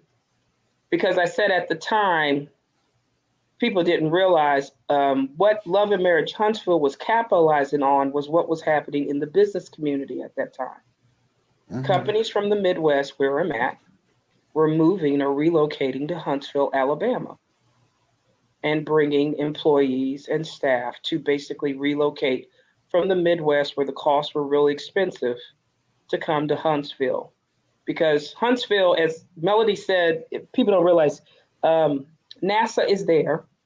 So it's definitely a big engineering area for companies with the businesses. A lot of people are moving, like from California and the West Coast, they're moving to Austin, Texas. And then they're also moving to Florida, just in the business community. So 6 or 7 years ago, when Love and Marriage Huntsville came into play, it was kind of like an example of, especially when they did the comeback group with the homes, it was an example of what was happening in the business community. So my thing was, but see, this is a problem with Carlos. He's so stuck on Bravo. He doesn't understand what he has. And the same thing happened with Love and Marriage DC. He didn't know what he had. He had with Monique, as well as like you have with Melody, icons in that area. So that's why when he first had Love and Marriage DC, remember it had close to 500,000 in viewership. You didn't need to make it a love and hip hop standpoint in order to have it successful. You have the DMV, you have DC, you have Maryland, you have Virginia, you have the monuments. You need to know what you have as your cast and adapt to have it work so that you have longevity. I felt the same thing with Love and Marriage Huntsville. Melody, not so much Hotel, even though he was her spouse, Melody was always an icon in Huntsville. I always thought it was very interesting that the highest views of Love and Marriage Huntsville come from Atlanta and the DMV area, not Huntsville. It's because the only star that's from Huntsville is Melody. You had LeBaric be part of it, but the rest are from Michigan and Bessemer, but a lot of people don't know that. But I'm saying is they don't know them. They don't know who they are. And then also they're a bunch of scammers, you name it. Now, in my opinion, allegedly, I thought Carlos specifically wanted people like that because he could control them. He could say, you'll do what I want, like Destiny coming up here. He knows she broke, ain't got no money. So what's he going to do? Interview her to what? Cause chaos with Melody supporters and the Mellometers. That's the whole point. It's to cause division, to cause conflict, to get away from what was shown with the last episode and then also the season trailer coming in where people are a little upset with what he's doing with Kiki and having that hostile work environment. And not also showing Vanessa. You only showed her one time getting yelled at by Hotel, but you're showing other mothers? Really? Who are these people? I don't Very get it. disrespectful. Yeah, and we were looking at Warner Brothers Code of Ethics. He's violating everything. He knows he's not supposed to be retaliating when somebody did everything. The biggest thing that Vanessa had, and really I think it's the strongest case in my opinion, with my experience, is that she had an order of protection on Pookie. He had threatened her life on IG Lives already before. So she had to take a pow out. You mean to tell me you wanted to do something salacious with this man and you already had threats done to the police? Anyway, like he didn't care. That's terrible. And that's why I said he has the 10 traits like Hotel. They don't care. They only want their way. They think they're God. And that's why they need consequences, because what if, sad thing is, what if something happened to injure anybody on that set, or even Vanessa? The whole show shut down. People in trouble. You can't be that reckless. You can't be that clueless, thinking that you're God and everybody's going to respect you. That is not what you're supposed to do to have a show run long. So that's why I say he's not well, just like Hotel. They're both not well. And you can see with Destiny, they definitely are not well. They have no ability to understand or have emotional intelligence to know you're going too far. You're going too far. And one thing, I'm sorry, Anonymous, go on. Go ahead. I was just going to say, and one thing I know for a fact about narcissists, in my opinion, is that if you cross them, they will most likely try to make you pay for it. They are going to punish you in some shape, form, or fashion. So what I think, and this is what Carlos is trying to bring. First of all, he didn't bring he hasn't shown Miss Van in any shape, form, or fashion. If you ask me, he showed a silhouette of her. I mean, I didn't really see anything but maybe her shadow. That was it. Her in the hallway. And that was through a window or something. So I think that when Miss Wanda couldn't come back on the show, and he wanted her to, and I think on his upper people, higher than his pay grade, say, no, we can't have this. He got upset and he blamed Melody for it, but it was Miss Wanda who basically, wrote her own check regarding that, because she was the one that got out there and started acting the way she did. And the fans said, we don't want this, and we started to protest or just black out the show. So that is one of the reasons I think Carlos is having a problem in trying to get back at, i.e. punish. That's why he's trying to bring Destiny back on the show, because he wants people to know I'm in charge. Melody didn't stop anything, because I think he even put something on his page one time about one monkey don't stop no show or something like that. I don't know who he directed that to, but it's been a while back.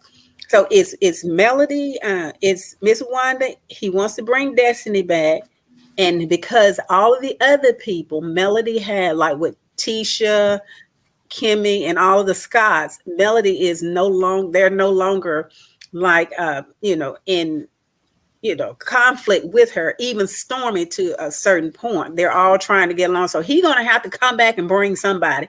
And look at that look on Destiny's face. She's ready, and she will do whatever it takes. But she's gonna get the beat down if she come back with. When I say the beat down, I'm talking just all around bad reviews and everything else, because people are not going to put up with that, because Melody didn't really do anything to her, and she lied throughout this entire interview anyway about she was saying that Melody wasn't telling her story, and that the reason that they are no longer friends or whatever, she blamed all of that on Melody. None of that was Melody's fault. I think a lot of that it could have been, it was mostly Destiny's from my point of view. But either way it goes, Carlos is trying to brew up something again, and it's going to backfire on him. Well, he could be brewing up getting locked up for Revenge P, in my opinion, if he conspired with it. That's the Girl. problem. Because if Melody has done the charges these past 2 weeks with her manager, as she stated and confirmed, things are probably moving in effect. With the way he did that reunion 2 episode where he was sitting and implying about that SEX tape, Yeah. he's in trouble. That's why I said you could tell he thinks he's on top of the world. What's that phrase? I'm on top of the world. Nobody can touch me. And then you get pushed down, and then you fall flat on your face. Well, you, Anonymous, and Hannah, y'all both described, like Hannah was talking about Miss Van and her being basically shunned from the show. And Anonymous, you pointed out how the DMV is just like rich in Black professionals. And, he could really have done a lot more with Love and Marriage DC, but he's unaware with what he has. I think this man, he really does think that viewers, we are just into combative scenes, physical, where people get physical with each other, insults, and any type of shaming, whether it's sex shaming, body shaming. He thinks that that's just what we want to see, and Yeah, he that's all he doesn't. talks about. That's all he talks Yeah, about, show styles. The whole thing with Kimmy and Bum on Couch. yeah, Bum on Couch allegedly has a law certificate. Okay, you shouldn't be talking about your privy, marital, spousal sex acts. Why is it their storyline every year, every episode? every year. They talk more about their sex life than they do her sickness. Like they Correct. talk Or about it even way more.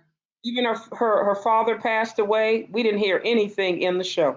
I know. I saw her Instagram page, that post, and I was like, oh my gosh. And I gave my condolences. And I was like, I didn't even hear about that. Like, they didn't even talk about it. Well, the reunion would have been filmed just a little bit before the holiday season. But I'm like, at the end of December, she was reflecting on the year and she mentioned her dad. And it was just so, like, almost nonchalantly. And I'm like, she didn't even share that on the show either. And even this current season, she ain't talked about her mourning that. I agree. And that's why I said, to me, he just lacks, he lacks emotional intelligence. The best episodes that they had is when they had Dr. Kit Francis in to help both the men and the women at least address their issues without judgment, but find a reconciliation and a solution to the problem. I agree. Even from season one, I always felt like Love and Marriage Huntsville was special. What I always enjoyed about it was the conversations. I realized early on that it wasn't like the Bravo reality TV shows where the scenes go by much quicker. There's a scene at like a hoity-toity restaurant or a nightclub or a boutique. I noticed on Love and Marriage Huntsville season one, it would be real conversations with Melody and her mom. We even saw Melody and Martell interacting as a married couple, all of that. And that's what I enjoyed, the lengthier scenes, because we got to hear conversations amongst Black people.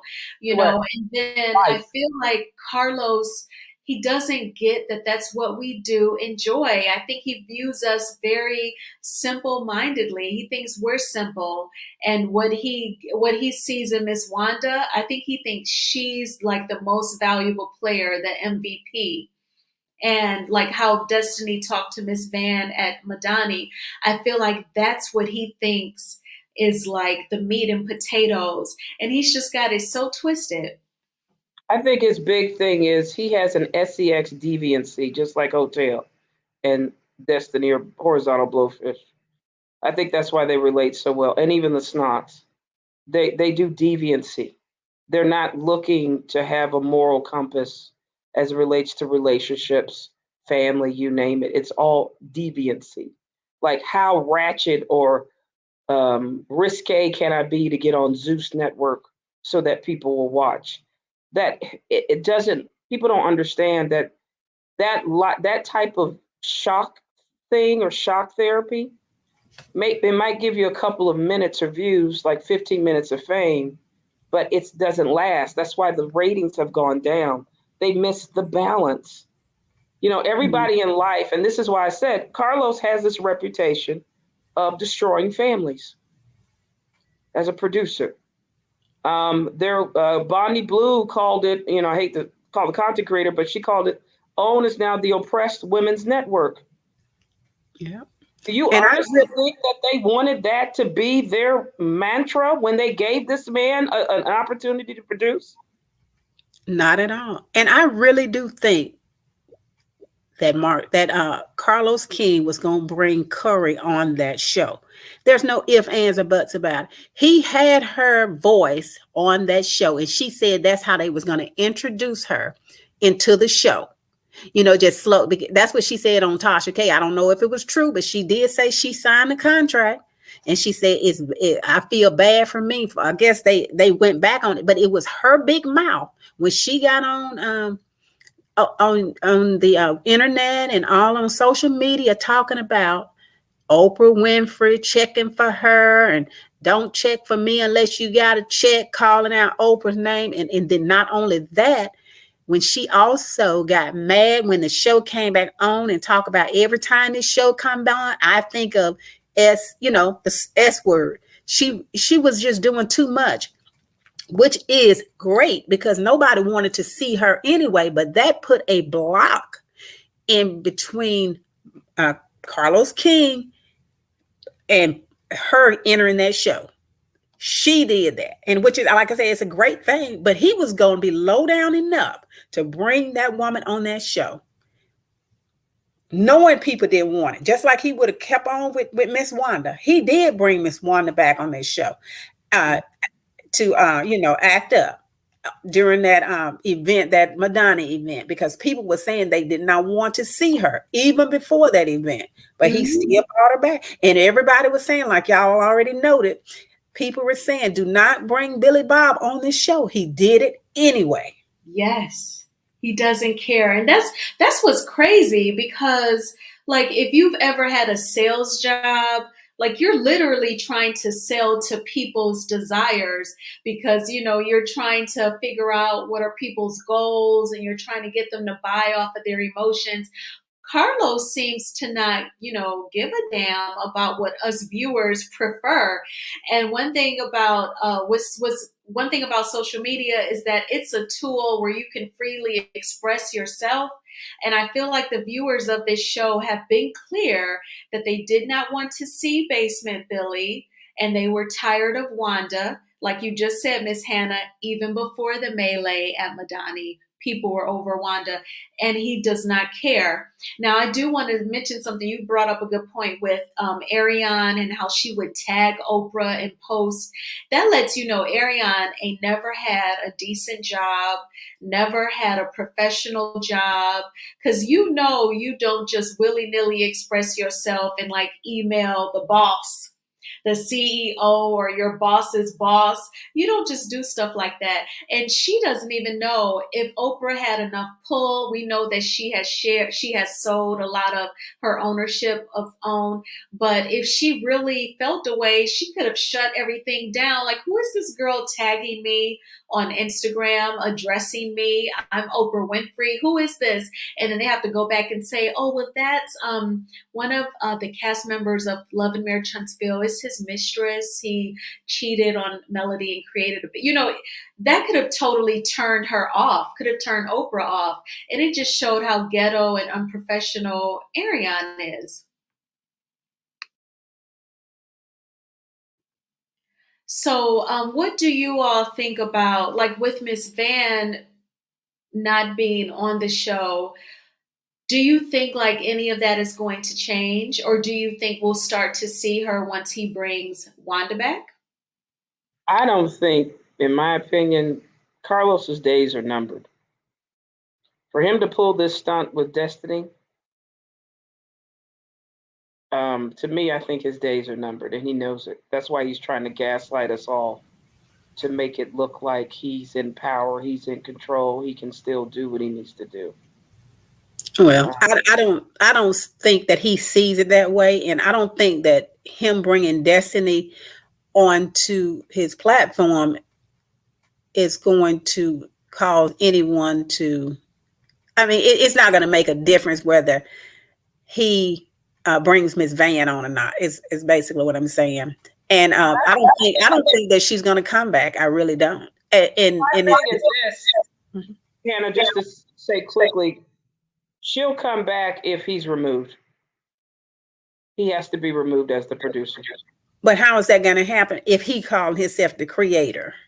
I'll tell you this. Who's the echo?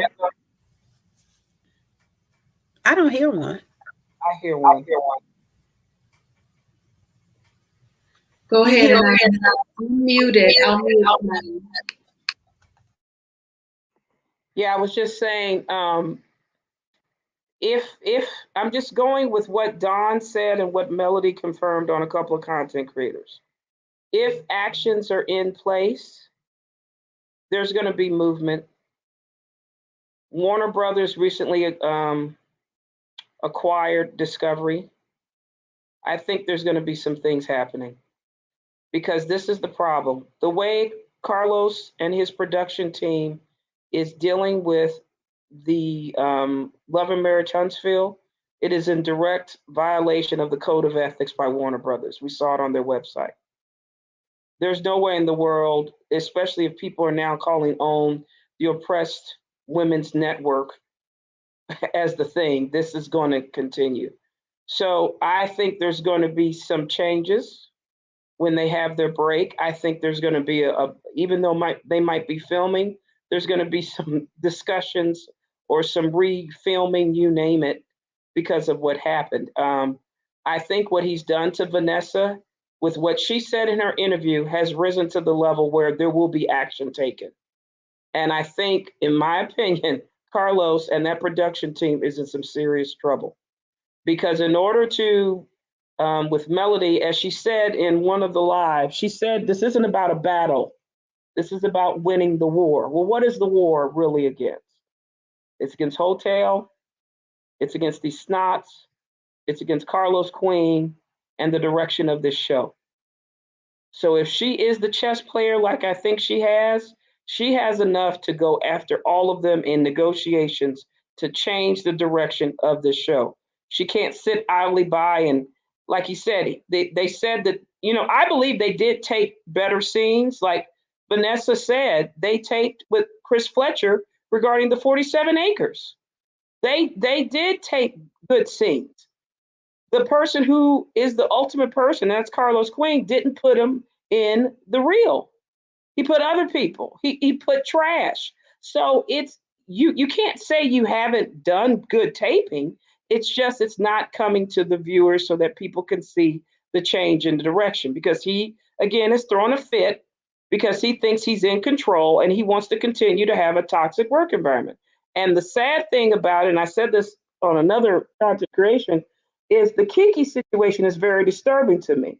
They pushed her to the level where now she's throwing drinks and ready to pop caps.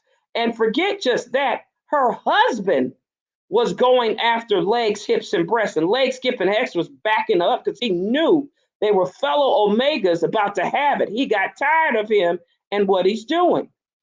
You can't have it. That's too much. Look at what's happening with Jocelyn Hernandez at Zeus. They let that whole thing go. The girl's arrested.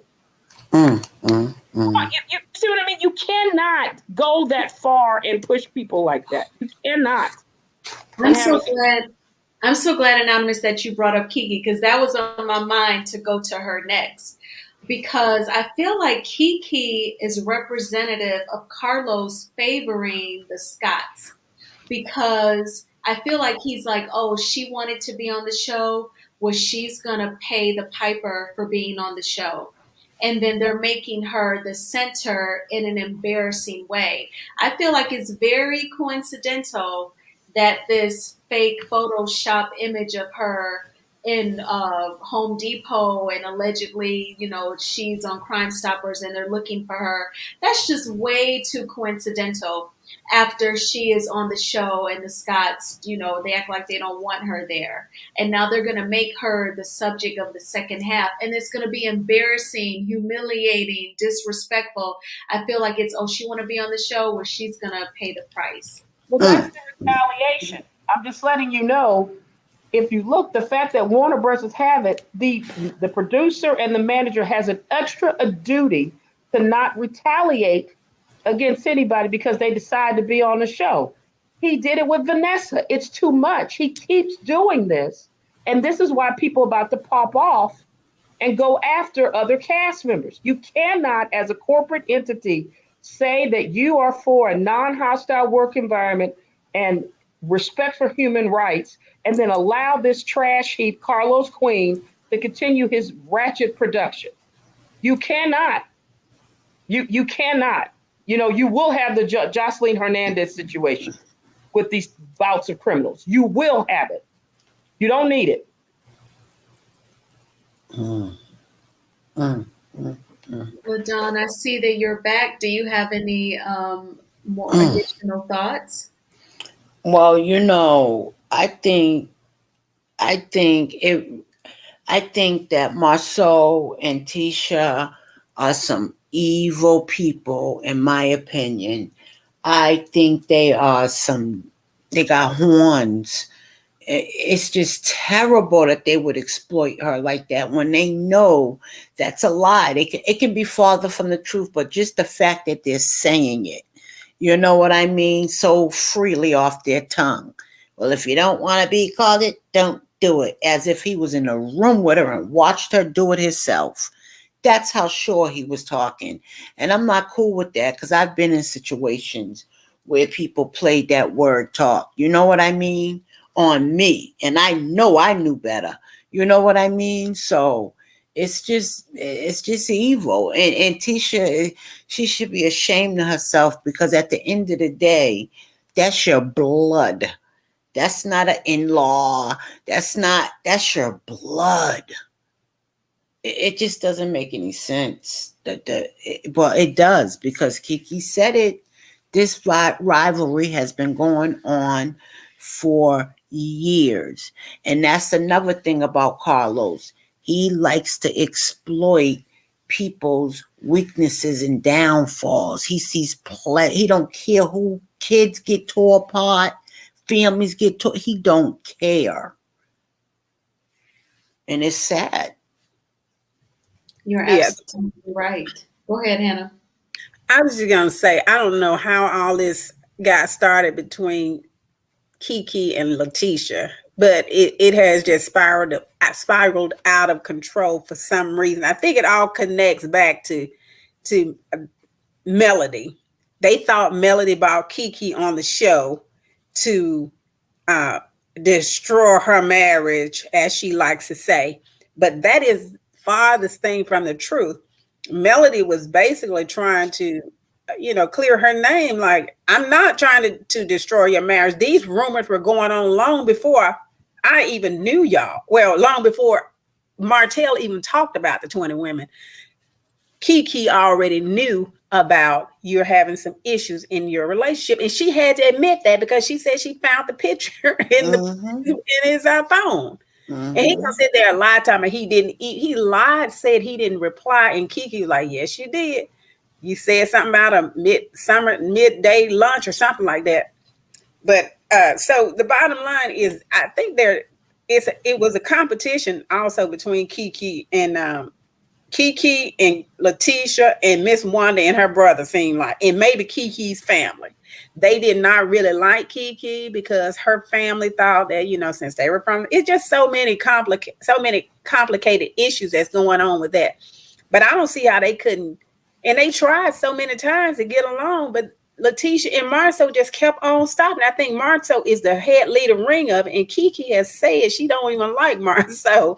So I think Marceau is trying to create these problems, and Tisha is going along with it because Kiki know that he's going around, that he has some problem. That he was doing whatever he was doing, hanging around with Martell. Ain't no telling what him nor Maurice weren't doing, but Maurice is running under the radar, and Kimmy know it too. But either way it go, with Kiki, I think it'll be good for her to come out and tell this story because, people try to use your past against you. People try to embarrass you about your past, but she's going to say, listen, yes, it happened, But I now I'm in a position, I'm in a better space. I can, I can do all things through Christ who strengthens me. She can That's right.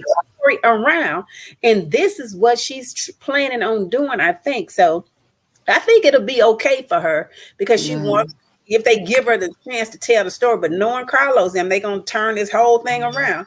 But see, Marceau can't say anything about anybody having any substance related problem. Every time you see him, he got a cigar sticking out of his mouth. He's constant, in my opinion, always having, some kind of beverage in his hand. So that's like you got to, everybody has a device, or not everybody, but I got my peace pipe here now. Yeah, you see what I'm saying? But you're not talking about people. No. As far as what's going on with their addiction. Right. But anyway, if she tell her story, it don't have to be on the show. Maybe she could tell it. If they don't let her tell it on the show, hey, she could tell it on her social media. And it's going to backfire on Marceau then, because their motives are wrong. The motives are to discourage, to discredit her, so that when she says something about the relationship issue that they've had in the past, then people will say, no, she's nothing but a liar, or she's a D addict. Yep. Mm-hmm. So I think it'll work out for her, though.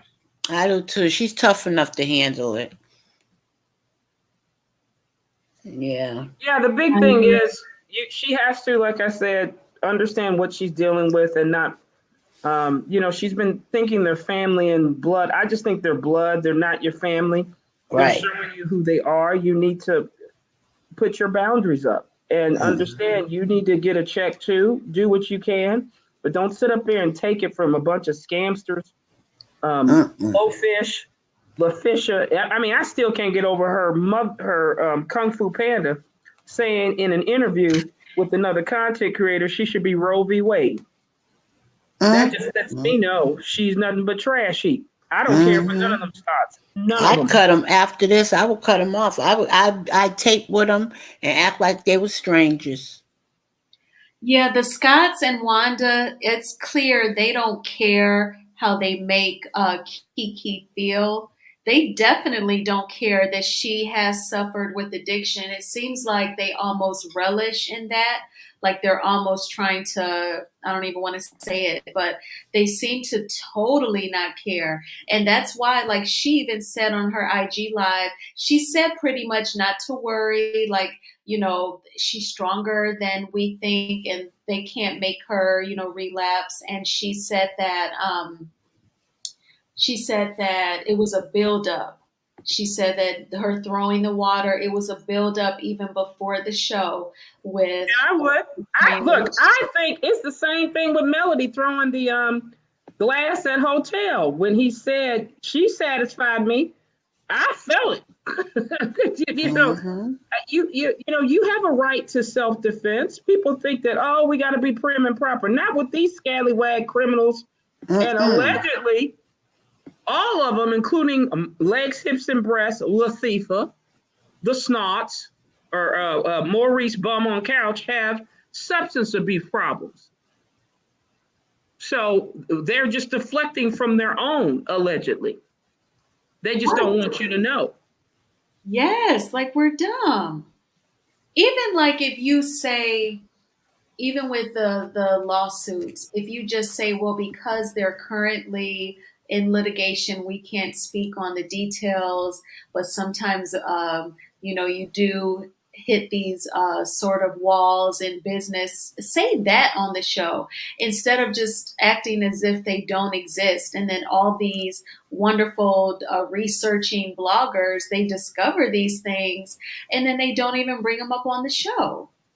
Well, that's why I say I think Carlos is protecting them because he can control them.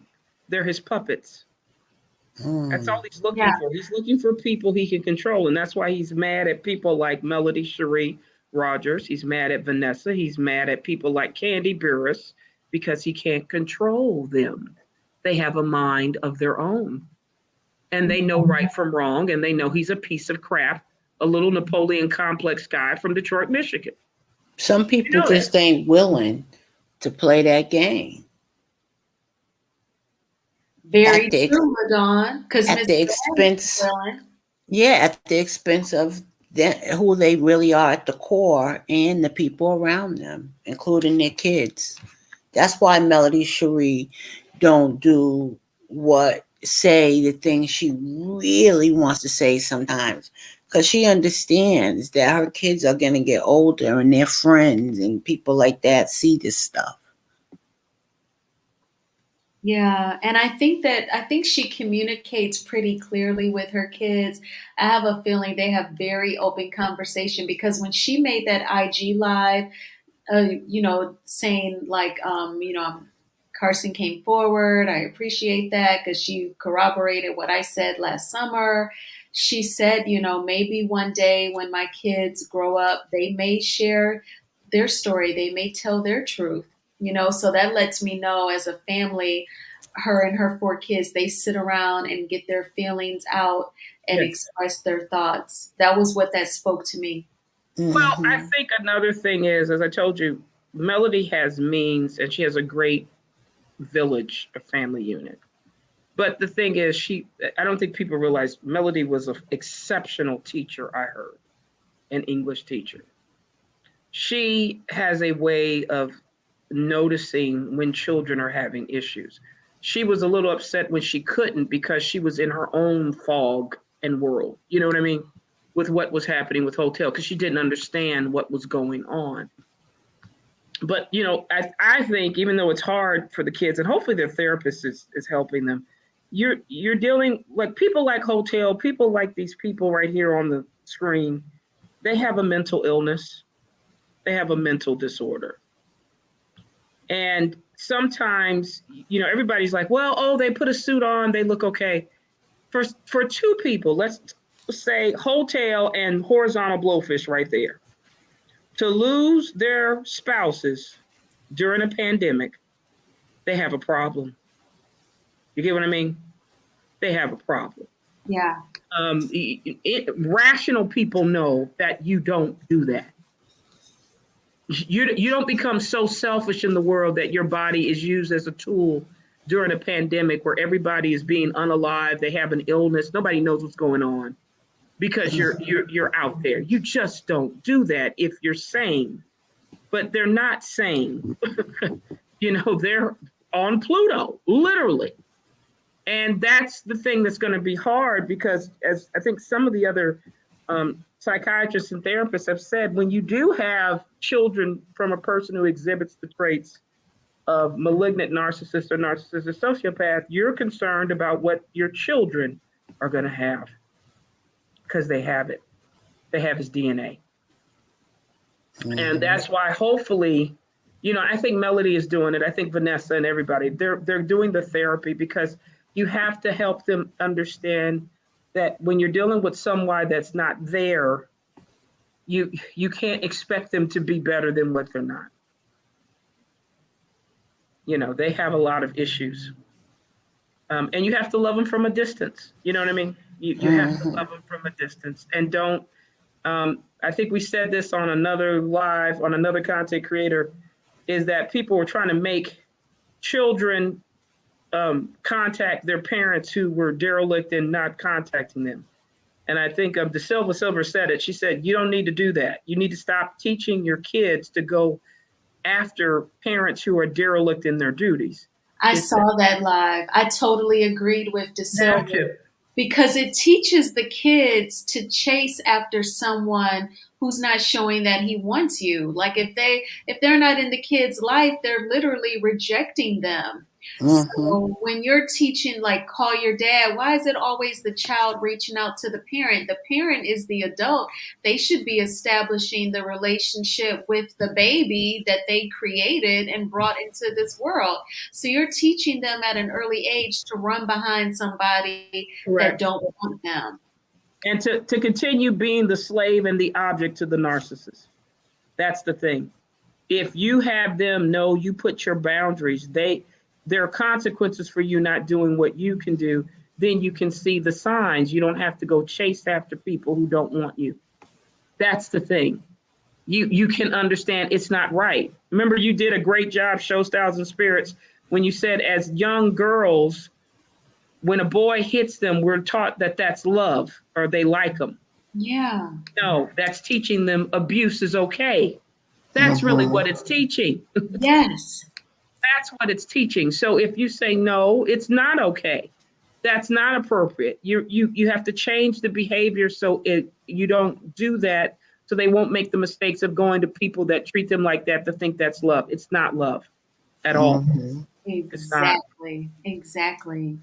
And that's what I love about these panels, and I love about the show. You say it all the time, Anonymous, that Love and Marriage Huntsville is a representative of society, representation, and it creates all this conversation, because if we don't talk about it, we'll never get to healing where we can say, yeah, we are taught if a boy hits us it's because he likes us, and then we put up with it. We're literally taught that as little girls. But this show, it does foster these conversations. And Correct. that's the magic of it. Yeah, and but what I was saying was, like you said, Show Styles, the highest ratings was when they had a therapist who was Dr. Kit Francis to get the balance. And see, most people, especially in communities of color and even impoverished communities of all races, they don't have dialogue and they don't have analysis for people to express their feelings and then have a safe space to know that they're heard. That's all. That is the truth. Have to have that. That's why people keep saying, well, having therapy, it's wrong. No, it's not. There's a It's helped me, that's for sure. Correct. Proverb says that it's always best to get counsel. Well, what's counsel? Therapy.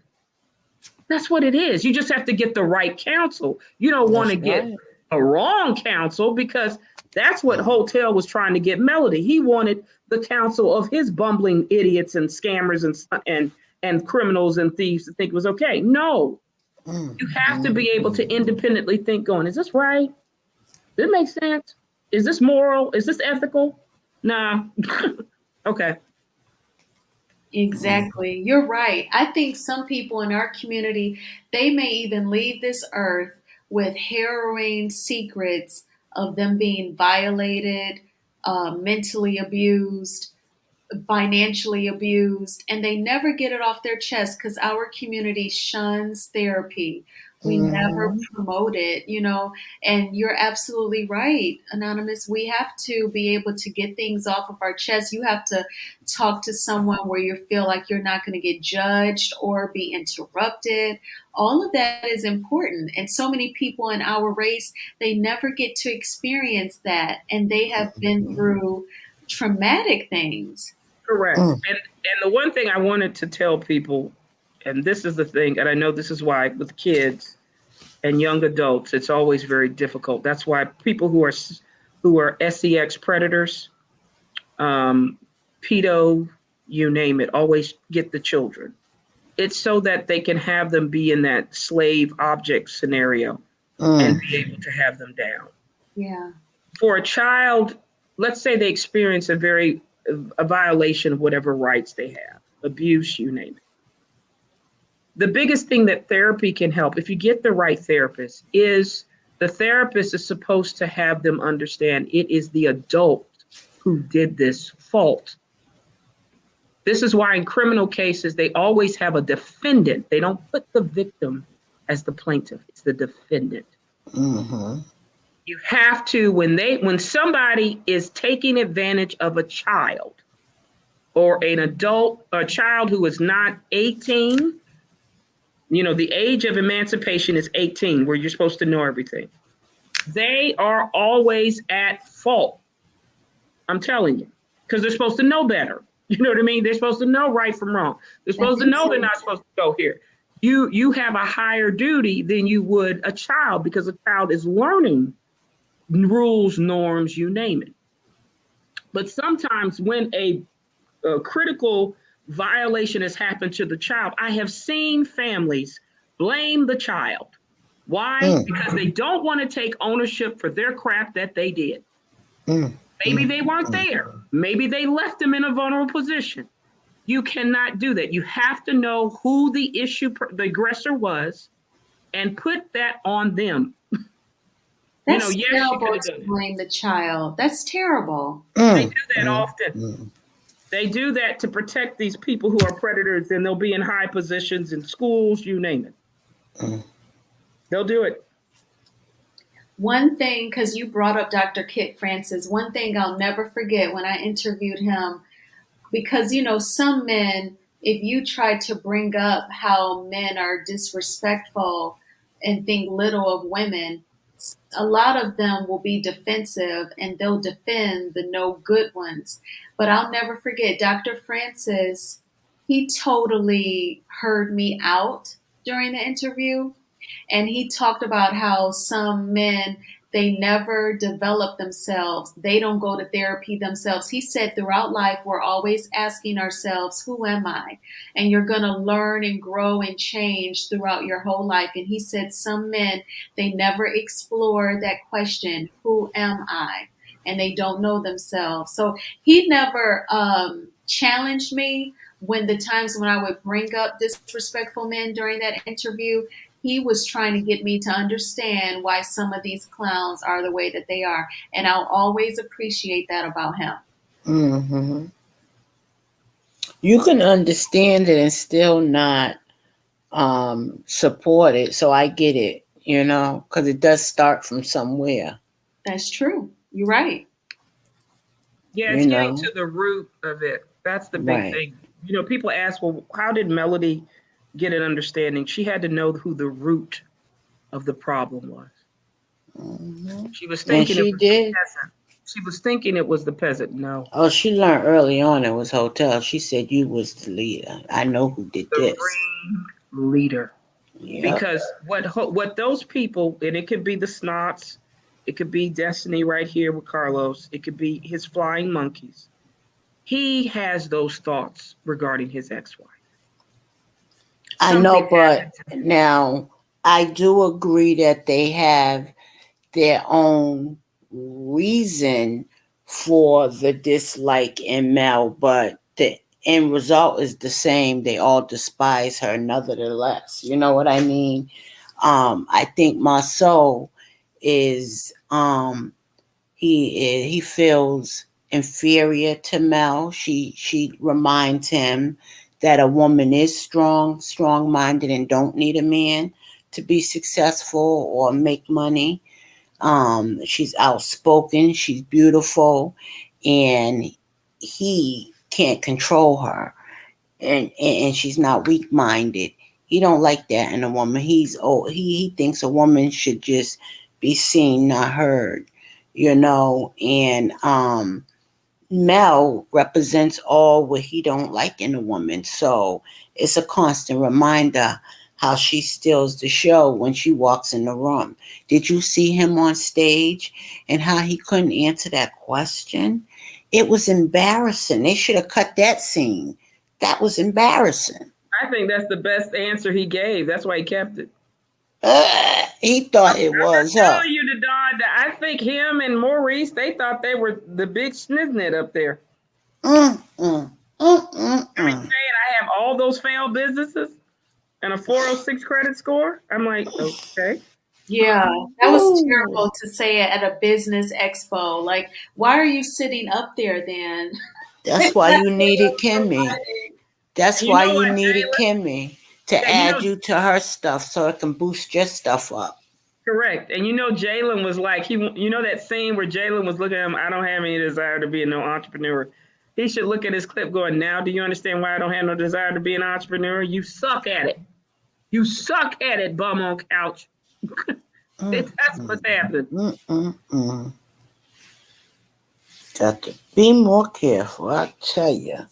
Yeah, the episode with the expo, it was just so telling to watch Marceau fumble over the conversation about venture capitalists. And then they it was so amazing how they proved Tiffany's point that she should have been involved. It would be a trip if Tiffany and Melody did a collaboration, because it would be so off the charts. And then I'm sure Mm-hmm. Keisha and Marceau would be hating. Mm-hmm. And you will see the different type of people that would show up there too. But I'll tell you another thing. What was also embarrassing was Stormisha and that phone call about the labels. That was pitiful. That was pitiful. She thought she was doing something. I just looked at, she's not there. She's not. I think she thinks because she just has a business, it can operate any kind of way. Other content creators have said, you should have your labels. Why are you not having your labels?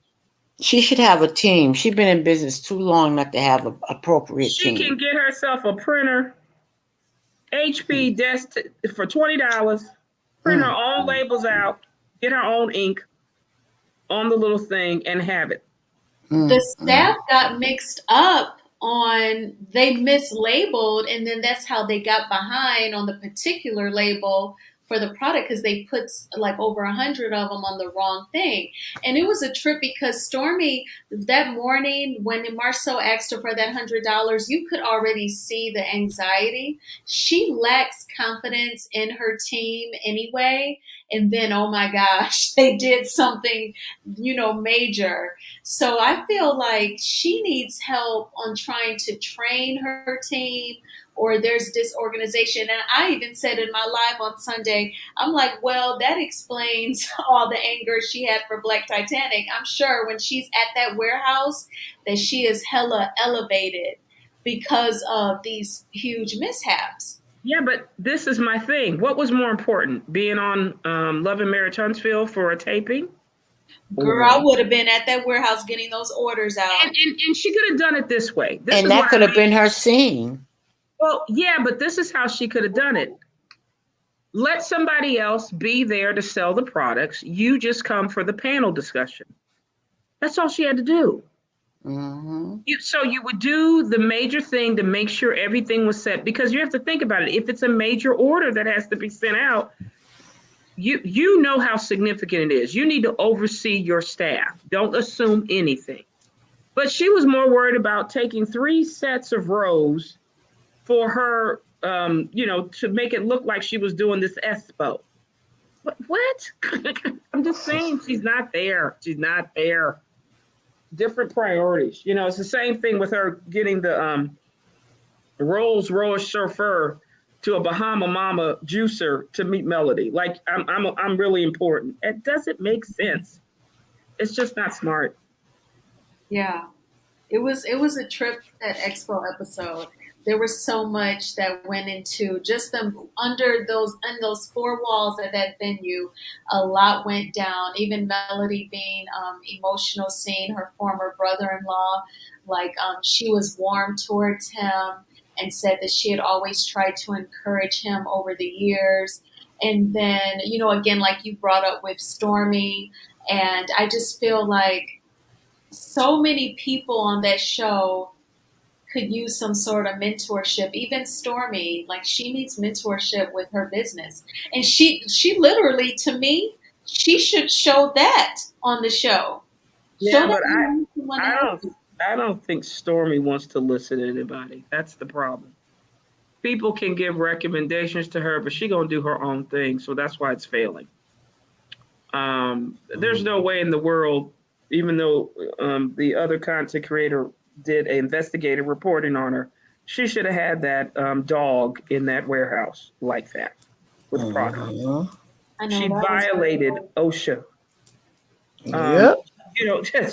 So she's not there. And if you notice how she spazzed out, she's not there.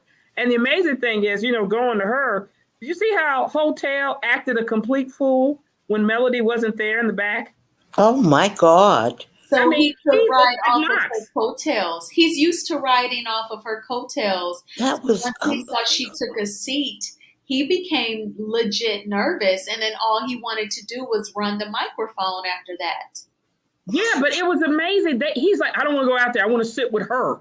That's what he said. I want to sit with Melody. What? Like a baby. I want to go sit with my mom. He actually said that out loud. Yes, that's what they had reports. That's why they cut.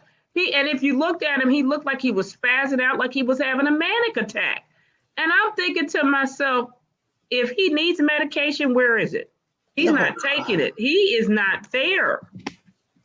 And then after they called him name, you remember he went, "Oh, I don't want to go." Like he was scared to even go out. I'm like, what the? He act like he went there without knowing the plan. You knew Mel wasn't going up there. So what did you think? She was going to change her mind? Come on now. When they were all behind that silhouette and trying to get themselves together, it reminded me of the scene from Cooley High when the fight broke out behind the screen and then they fell through. It was just looking so ghetto and disorganized. It was ghetto. The fact they had to have producers be up there to try to calm him down. And Melody and her brother, I know when they went back to that car, they bust out laughing. You know it. I was like, because the amazing thing was, Hotel, he really is in a deluded reality. He thought Melody was going to be right beside him. And when it didn't happen, he went to a little child like Knox doing the temper tantrums. Yeah. And that's why I said, if anybody thinks that this man is of sound mind, and the fact, Kimmy was trying to rug it in. Where are your businesses? Why don't you talk about your businesses? You know why he ain't got no businesses. Exactly. Come on now. Exactly. Oh man, that's why I said this is fake. This is fake. But he thought he was the star. He thought he was the star. And he's the star now without his wife. How you doing, Hotel? They like to perpetrate, and the Black Expo allowed them to perpetrate, to sit on that stage like they could really give people business advice. And Tiffany called it out in her confessional. And I really think Marceau, like the chauvinist in him, would have never involved Tiffany because she would have outshined him in knowledge on that. And he knows it. Honey, when I saw them snots go up there thinking they were all that, and did you hear Latifah's screeching voice? I wanted to just take a chalkboard and use my fingers and go, God dang. She was speaking so high pitched, like she knew something. I'm like, girl, get out of here. Next. Get out of here. She was trying to give a lesson on how not to be a hater because she know that's all she know about is being a hater. Honey, look, when you're about to lose Black, allegedly, the investors are about to leave. You ain't going to have no place, just like Madani. It's going to get closed up again. Whatever. It's just off. Yeah. And they were inconsistent with collecting the vendor fee because Marceau tried to say that all the vendors paid except for one. We know who that one was. But then Tish goes 2 or 3. And then people were saying in my chat on Sunday, oh, that was obvious. The 2 or 3 would have been Black and chocolate in a bottle. I'm like, yeah, that's a good point. But I think it was even a couple more people that probably, they may have said, $100. I don't have that. I have 50 or I have 65 and I'll pay you the rest after I sell some products. I feel like they were inconsistent with it. If he would try to collect from Stormy the day of, that's all I need to know, that they were inconsistent with getting the vendor fee from all of the vendors. Mm-hmm. I was thinking he was looking for gas money to go to Atlanta with his tricks. That's what I think he was thinking. That wasn't no Black Expo sponsorship. Please. That was a scam too. And still it didn't work because allegedly a lot of people didn't come. It was held during the weekday. It was just production and people coming up there. So I'm like, okay, that's what it is. Next. Exactly. And Kimmy is something else. That woman. That woman is something else. She's a snickety snake sprawl stinking cockroach. Call her a cockroach. Cockroacha. Well, she didn't understand her karma already had come. I guess she wants some more, allegedly.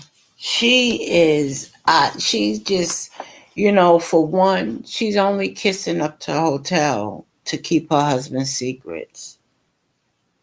Word. She does not want an inkling of what what's Pillsbury Doughboy name? You know who I'm talking about. She knows On them boys' trips, he was there too. He ain't gonna be la-di-da, the only one not doing nothing. Everybody else is. Okay. You don't want him to name the 15 yours had. I believe that's why she's overlooking this, because she don't agree with this. And she can't continue to say he's a good guy after this side chick revenge stuff.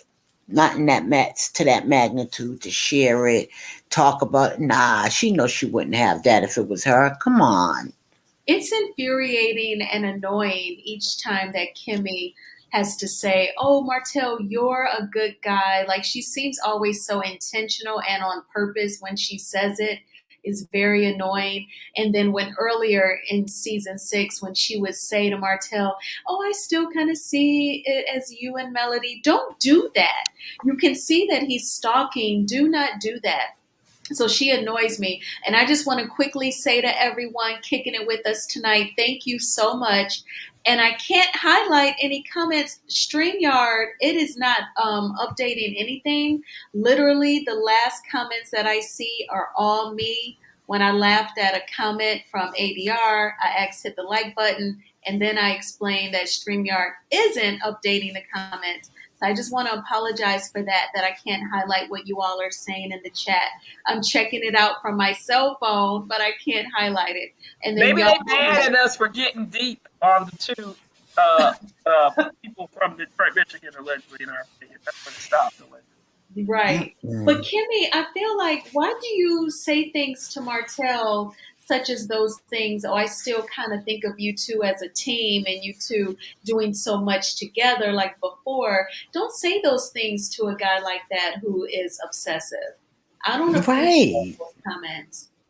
Yeah, I agree. That's feeding the fire instead of telling him how wrong he is for continuously attacking this woman and doing the things he's doing to her. That's what she should be saying.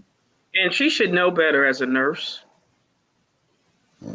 that he's not of sound mind and well. Good point. And the fact that she doesn't lets me know that her, and the Snots didn't care for Hotel and want to continue to put a wedge between Melody and Hotel, even trying to co-parent with the kids. Mm, mm, mm. Because you and I know he had his shades on. By her neutering him at that pool, calling him Mr. Rogers. Really? Mm. Yeah. Come on. Even people who don't watch the show know that wasn't appropriate. The man had an episode recently where we saw him looking like Little Knox because he was mad that Melody, he views as his mommy, wasn't on the stage with him. And now you think it's appropriate while you just getting your hair back allegedly from whatever you had, you're going to call him Mr. Rogers? Kimmy, did you think about that when after the peasant revealed that Bum on the Couch was in Atlanta at that place, whatever club, it looked like a gay club in my opinion, doing God knows what, that you were revealed. Remember when Melody had her order of protection, Hotel almost lunged at you because you wouldn't invite him to that party? Ooh. Forget that? No emotional intelligence, like I said. No, she be all teeth when he's around. She was in that pool. She was all teeth. And then the disrespect from Hotel to Tisha continuously. But Tisha still don't want to blame him for trying to ruin her marriage. You understand? He continuously says things like, while he's wearing the ring and he's single, okay? That's how delusional he is. But he's talking about Marceau ain't wearing his ring. He's a married single guy. That's a dig. You know what I'm saying? Yeah, but Bum on the Couch is the same way. So is Marceau. Allegedly, when you were at Credit One at the parties at the top, and he was there too. You know what I mean? Really? Look at her all teeth, smiling all up in his face. And Lord, look at this belly Yeah. with Latifah. What is that? I was shocked by the choice because I'm not trying to body shame. I was like, I do not want Body people to shame. Where is her BBL? Do you have a picture think- of Wanda with her rolls, and we can compare it to Latifah? I do not of roles. I do have pics of her. I would have to look on the internet. But yeah, but LaDon, you did mention how because they're not real friends. And when Marceau was saying, "Oh yeah, y'all, Martel wants to be married, but he continues to be single. His pronouns are single." They're disrespecting you, dude, about how you disrespected your wife. Mm, mm, And he mm. don't even get it. But I'll tell you this, Show Styles and Spirits and LaDon. Remember I said, when Hotel realizes Melody, he will not be able to go back to Melody. Who is he going after? He's going at. Do you think he'll ever have that revelation though? Like, oh, they're Yes. not my. You think he will? Oh yeah. Yes. Because When you know when it's gonna happen, right? When he's needed money for a lawyer to represent him, allegedly, in my opinion, when this case is coming up. yep, and it might be soon. Yep. Woo. That's when he is gonna see, buddy boy. Just like the snot seeing who their real friends were or who really believed in them when they put that fundraiser up and didn't make nothing. When they be in rooms with people that got millions, but they don't believe in them to put their millions behind them. I can't believe I'm looking at that dang pregnant belly by Latifah. Stop it, Donovan. It just pulls you in. You can't help but stay. I was just like, why would she put that on? Well, the sad thing is she put that on thinking she still had the BBL, but this is the problem. If you don't exercise, Latifah, you can't maintain it. The stuff goes from your booty to your tummy. And you know, the only reason why it's not okay is because you spent money to try to look a certain way. If you was okay with that, because I got a little belly, but I'm okay with mine. You know what I'm saying? I ain't trying to go and pay and get it fixed. But since you went to try to pay to get it fixed because you wasn't okay with it, but now you out here looking like that, you open the door to get criticized. Child, she should have known. See, if anything, you should have had a white thing covering your body like Nell had. You know what I mean? Ooh, child. Well, they kept asking if she was pregnant on his live. I think it's that BBL coming to her, man. Ooh, Jesus. Because then Martel did a shady comment. He said, "Oh yeah, y'all, she's pregnant, but it's not Marceau's." Like they all do disrespectful comments towards each other because they're not real friends. What's up, melanated energy? Okay, my mic is on. How y'all doing? I just wanted to point out something that I noticed since Black Titanic, if you don't mind me dropping her name. When she did her research on Maurice, back where Maurice is from, Maurice is supposed to be from Detroit, Michigan, correct? So when she did her research on his arrest history, his arrest history was his arrest was in Baltimore. And when I was looking closely at the arrest dates and the dates on the record, it said 2001. And Kimmy is from Baltimore. So I was like, was he with Kimmy since back in 2001 when he was getting arrested on all those drug charges? I think so. So maybe melanated energy, is that really how they met? That's what I believe. I'm like, when you put like two and two together, I'm like, back in 2001, because I was thinking like this was after Monster was born, Maurice Jr. I'm thinking that they met like after like he was born and stuff like that. But if you look at those dates, it was in 2001. So I'm like, they was together probably since Maurice was with Kiowa, you know, in the early stages. Yep. And so with his charges, yeah, go ahead. That says a lot about Kimmy. Like she was playing second fiddle, knowing that he was recently married, that he had a child on the way, and she just would not go away. And that's probably like why he treated her the way he treated her, because all in all, at the end of the day, like she probably was the reason why like the relationship never like developed the way he probably wanted it to, or gave it a chance, because she kept throwing her money and her abilities that Kyra probably wasn't able to produce at that time, because she's so much older than them. She was way more established, to where that was always a problem in their relationship. Girl. 2001 Baltimore. If you look back at her research, you would see Baltimore, Maryland.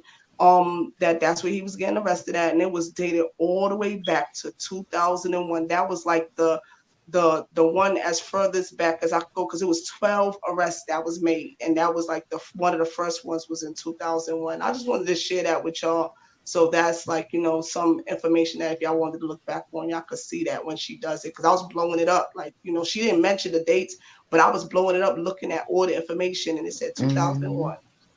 Thank That's you. what I wanted to share, you guys. Yes, thank you for coming up and pointing that out. But that means they would have a long history. They would have a long history together. You think she was the drug pen, allegedly, and he was the user? Oh my gosh. I mean, she wow, did nurse, though. you know what I'm saying? So what made them all want to move to Huntsville? Probably because in the north, at least especially in the metro Detroit area, the suburbs, you have to pay so much for a house just to say you live in that particular township. A lot of northerners, like, we would want to move down south because you get more house for your money and Right, just okay. better quality of life. I was going to say, I think you need to ask Carlos Queen how he got them all there. That's what I think. You think they moved down there strictly to be on the show? I think it's show. I think it's to do the comeback group. I think it's to think that they were going to be millionaires. Well, then, what wasn't? But wait a minute. But wasn't Tisha and them already living in Mel's house, one of her houses, and stuff like They that? had to, but the way it worked, I think Hotel met. I think Carlos met Hotel first with the show, but then Hotel met Legs, Hips, and Breasts. They became good friends, and then Legs, Hips, and Breasts brought his brother. Bum on. So you don't think they all went to school together, like they were saying? If they went to school, they might have went to school. But what I'm saying is, I think Carlos is behind. He's related to these Snots and Destiny somehow. There is just all I know is this: I don't put nothing past them when it comes to money, trying to do schemes. Because if all of these people are broke like they are, I mean, Kimmy had nursing. You get what I mean? But the rest of them are broke. They'll come for anything to be like a star in a show. They'll come. Again, that's my opinion, allegedly. What's up, Ms. Z? Thank you so much for being here. How are you? Hey, Ebony, how are you? Hello, panelists. Hi. Hello. What are your thoughts? Okay, so isn't it interesting that either we missed it or we don't know a lot about Kimmy's backstory? We know that Latifah, I can't even say her real name anymore. We know that Tisha, Marceau, Maurice, Martell, and Melody, we know they all went to A&M. Did Kimmy go to A&M? I didn't think so, because I didn't think she's been down south that long. And she's older than them. And that's why I was pointing to when Melanie the Energy was talking about the whole Baltimore connection. It's like we don't know the dates, her dates of when did you move to Huntsville? When did you start coming to Huntsville? You're right about that. She's never shared that. Exactly. We don't know anything about her like backstory. We never really, we saw her family when she got her diagnosis, but we never really dug into her backstory ever. That speaks to what Anonymous just said, though. Maybe she moved down because of the show. Yeah, it's possible, yeah. Because I mean, why else would they make it so vague? You know? Yeah, because I don't know if Jalen grew up his entire childhood down south. I have no clue, because even like for her to have gone to college down south, no, and I'm not even trying to be shady about Kimmy, but with her being in her 50s, she would have graduated college like 30 years ago, which was Right. early 90s. Way before Mhm. the rest of the cast. Mhm. Exactly. Yep, that's right. Right So, along with my old, but so I don't know. I don't think she's been down south that long. And Mhm. y'all She don't find really. out, and y'all get the tea and find out, content creators. Yeah. Figure That would out. be interesting. that's something to look into, though. Yeah, like her school, and then see when she graduated. Because I don't know if there's like a LinkedIn or anything. Does anybody know her maiden name? Oh, that's a good point. No. Oh, wait, Grant. Grant. It's Grant. Oh, that's right. Duh. Yes. Okay. 'Cause That's true. just my Spoke intuition. around. Yeah, I don't think she's been down south that long. Mm-hmm. Child, all I know is they mad that Melody left and LeBeric left with that money. I know that. They should have had Hotel Stop Cheating. I would have put that peasant on a damn Greyhound and shipped it to Alaska or something. I mean, yeah. But like you said, Anonymous, they never wished Hotel well. So it wasn't in their best interest to keep him, married to Mel. Well, they thought Melody would just break, and that's why I Right. said they didn't understand. She Mhm. made dumb jock Hotel with no teeth and green rash and fungus. That man is the gutter rat, like the peasant. He is. He is, because if he has a learning disability, which I believe he does, there's no way. It's all smoke and mirrors for him. Yeah. Agreed. And that picture of Letitia in the swimsuit, it horrifies me every time. I know. I'm getting a bowel movement from looking at that. That's a very good word, though. Horrifying. Yes, because when I had such secondhand embarrassment when I Yes. saw this live, I was like, Tisha, no, no, no, Because no. same thing as like LaDon said, I don't have a flat stomach, but you have to know how to dress your body, right? Yeah. If you know you have a pooch, Stomach. you have a pooch like that, you have no business wearing that. Like she could have got a cute, like high-waisted, Yeah. the boy short type thing. Even if you want to do a two-piece, you could do like a high-waisted boy shorts with a nice supportive bra. It would have been cute. Yes, But I what? Like agree. Marshall let her walk out the room like looking like this. That They're man does not not living love you. together, Z. You Oh yeah, that's they right. separate. I forgot. Baggy boobs and thongs. She thought she was impressing him. See, baby, see what I got, girl. No, ma'am. No, ma'am. It's horrifying. Every time I look at it, I'm like, girl, no. Like I said, I'm getting a bowel movement just looking at it.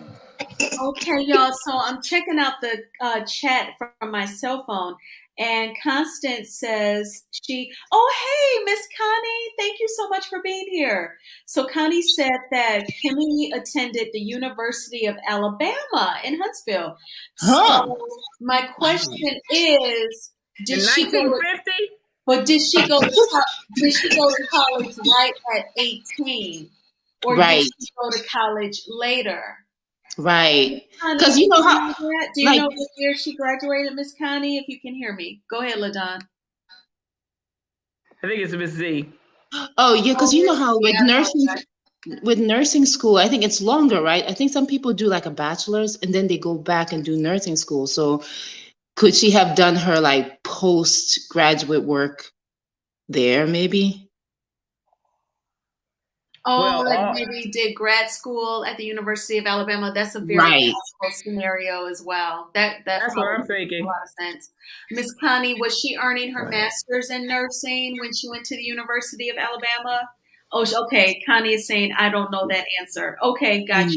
Thank you. That's true, because my cousin went to Howard and then she came back to Connecticut to finish off. I mean, to go further, to do the second half. So she went back when she in 1930 or 1950. Is that what happened? No, sis, you ain't no good. Oh, I'm like, she an old lady here talking like that. Yeah, I used to give Kimmy grace, especially with everything she's going through. But that comment in the pool did it for me. I was just like, okay, I'm done with you. Like, girl, you know exactly what everyone has said. This man has an issue. Like, you can't, maybe you can tease somebody else, but he's not the kind of person you should tease with those kind of things. Like, he's already on the edge. You know what I mean? Yeah, he broke. He ain't got no money. He up here, you know what I mean? He's wearing old 2008 wedding rings. Allegedly, he had to have Carlos King or Queen Rain Entertainment even save his mother's house from foreclosure. So I'm just saying, it's just, he don't have no shoe line. The underwear line obviously is not working. He can't get that. No suit line. You know, you got to know what you're dealing with. You have to have emotional intelligence. But that's why I said she's a snake. She doesn't want to have emotional intelligence. She wants to poke the bear. Well, when he comes after you and your bum on couch, like that fight at Madonna when he was whooping their tail, don't say nothing. Yep. Say nothing. I just can't deal with Kimmy because I can't stand watching her being mentally and verbally manipulated by this guy who doesn't even have the same accolades as her. Yes, season 1, we were told he graduated law school, but I mean, she's the nurse and the realtor and raised a young man who seems to be decent and working. I feel like, you know, he don't deserve Kimmy, but she sits in this toxic relationship. I'm over it. I can't deal with it. I think I was done with Kimmy after that interview with her and Maurice when after he made that stupid comment. I was done with her then because that was just like so careless with her platform, knowing what she's going through and other people are fighting it. It was very careless, and she continues to be careless with it. So it's a wrap for me with her. She's the snake. I don't have no sympathy for her. She can get drugged to filth. She's the cockroach. I wish Kiowa did interviews. I would love to interview Kiowa. That would be amazing because I feel like there's so much more to that whole situation. I feel like she saw him and she was like, yo, who's that? And then the Pat lady allegedly, I feel like, oh, that's Maurice. And, oh, but he's married. And then, then they went from there. You know what I'm saying? Allegedly. We should ask Kyle, did she know bum on couch if he had that 406 credit score? Girl. Oh, when he was married, if he had baby. Yep. Did he try failed businesses while they were married? Because I'd be like, dump the sucker right now. No. And I would not. I'm sorry, y'all. And I don't even care what people think if you think I'm shallow or what. But if a man tells me, yeah, I got a 406 credit score, I'm running in the opposite direction. You're not going to run my credit in the ground. You're not going to be living off of me. And I work hard. Well, think about it this way, y'all. I know, Z, I'll let you go. He had a 406 credit score, was trying to help Dusty Destiny Horizontal Blowfish and Hotel. Remember those episodes where he was sitting at his desk trying to look at what I was like, God dang. Oh my gosh. I mean, now we think about it, like that fool couldn't teach them crap. What right. And I've heard someone say that Kiowa is like quite accomplished. I don't know exactly what she does, but they're saying that she, she's got some business sense about her, or I don't know, like career-wise, like she's not a bum. So it would be interesting to know if he had his 406 credit score and then she was out there, doing things. She got a Build-A-Bear husband. Oh, God. And I ain't never wanted no Build-A-Bear husband. And I ain't never gonna want that neither. What's up, Melanator? You done came back, girl. I came back to say this. I came back to say that I believe Kimmy is the orchestrator of this hate train against Melody as well as Martell, because wasn't she the one that brought like the crazy brother on? Like she was the one Yeah. that promised him that he was going to be on the show Yeah. or whatever, and that's why they came in. That's why they brought him on to go at Melody mother. I really do believe she's the one that's like planting the seeds to do all the attacks against Melody, where she throws the rock and hides her hand and act like she's Melody's friend, and she's not. She's actually one of the biggest snakes that's probably trying to, do the heist.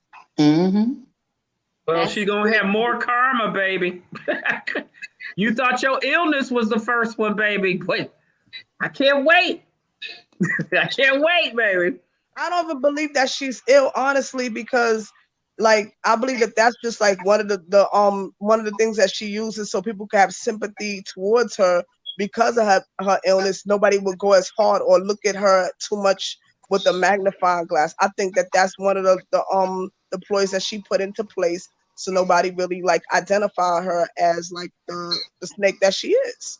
Well, it's not working because we got her ticket. Exactly. We got her ticket, and we drag her, especially in the cutie crew. Listen, we got her ticket. We know who she is. We ain't giving her no sympathy, no empathy, none of that. None of that. You like And it, I neither is love it. Maurice. And neither is Maurice. Maurice just keep pulling up her skirt and showing who she is. Like, Mm-hmm. don't buy the fact that she's sick. Like, he does that because he's just showing her up for who she is. And he's doing it on purpose because he resents her, kinda. I believe that because when he be talking to her, he looking at her like he can't stand her. You think Maurice resents Kimmy? Is that what you said, LaDon? Yeah, I do. That's interesting. I do. I think he's torturing her. And he wants every excuse and every reason why, when he gets busted, to say, well, we was going through such and such. That's why I stepped out. That's an interesting viewpoint that you have, because when they did the TGIF interview on Fox Soul, she looked so upset. And I was just thinking to myself, I feel like when that interview ended and their webcam turned off, it just seemed like he probably just got up off the couch and went in another room, and she sat there and cried. Like it just seemed so, it was so bad. Mm-hmm. But that's what she gets talking about Melody, Cherie, and Vanessa. Mm-hmm. Karma's a B, baby, from B More. What's worse? Being in it and getting out of it, or being in it and staying in it? Has to get out of it. So what's worse? So y'all the ones looking like darn fools. Yeah. There's no way. I mean, and she's so male identified. It's the saddest thing to watch, because I'm like, I could just never, I don't care how lonely I feel. That's why I put so much effort into like kicking it by myself. Like I do staycations at local hotels sometimes. You got the pool. I go to the movies. I take myself out for drinks, because it's important that I affirm myself, because I just don't want trying to make me feel insecure and trying to downplay what I have worked hard for. So I just don't get why she's doing this. And see, it makes sense how some people were making parallels between Kimmy and Bird Brain. That she's the older, more elevated version of Coleslaw. She is. I mean, she's just a sex trick, allegedly, in my opinion. He just says turn over and do it. I don't care if you ill. Get it. I'm like, okay. That's what hotel does. Bend over for colonoscopy. Okay. You know what I mean? Go out there and chirp for me. Defend me at all costs. You know I got a 406 credit score and can't and failed every business. So what are we going to do? Oh, let's create impact. That's enough. That's the 8th business he's going to fail again. Really? Okay. Oh, jeez. And the fact that Claudia kept on giving him an out, like, hey, would you want to rephrase that? And if you had a second chance to say what you wanted to say, did you really mean to say, oh, she should just take it? And he refused to just say, you know what, I know my choice of words were bad. And he refused to like rephrase what he said. It was like, I said what I said. And she just sat there. And I'm like, Because what? he know that she gonna stalk him. That's one of the things that she always says. I stalked him. I met him at I heard that he cut hair, so I stalked him and I got my son a haircut. I heard that he was flipping houses, so I stalked him because I was interested in flipping houses. She always adds that she stalked Maurice, like she was like that one that wouldn't go away. Coleslaw vibes, right? That's what I'm she trying said. to figure out what was she stalking. Did you see how bum on couch really looked? Right. Good God! I mean, they both. You know that picture of them that Hotel did with the picture of the men. Look at the two breasts on the two snots. They both need triple C, triple D bras on there, and they didn't do it. It was a mess. Anonymous, are you talking about the cowboy picture? Yeah, the Brokeback Mountain reunion. Yeah. Now Fletcher, he's not broke back allegedly. He does. He had a flat chest.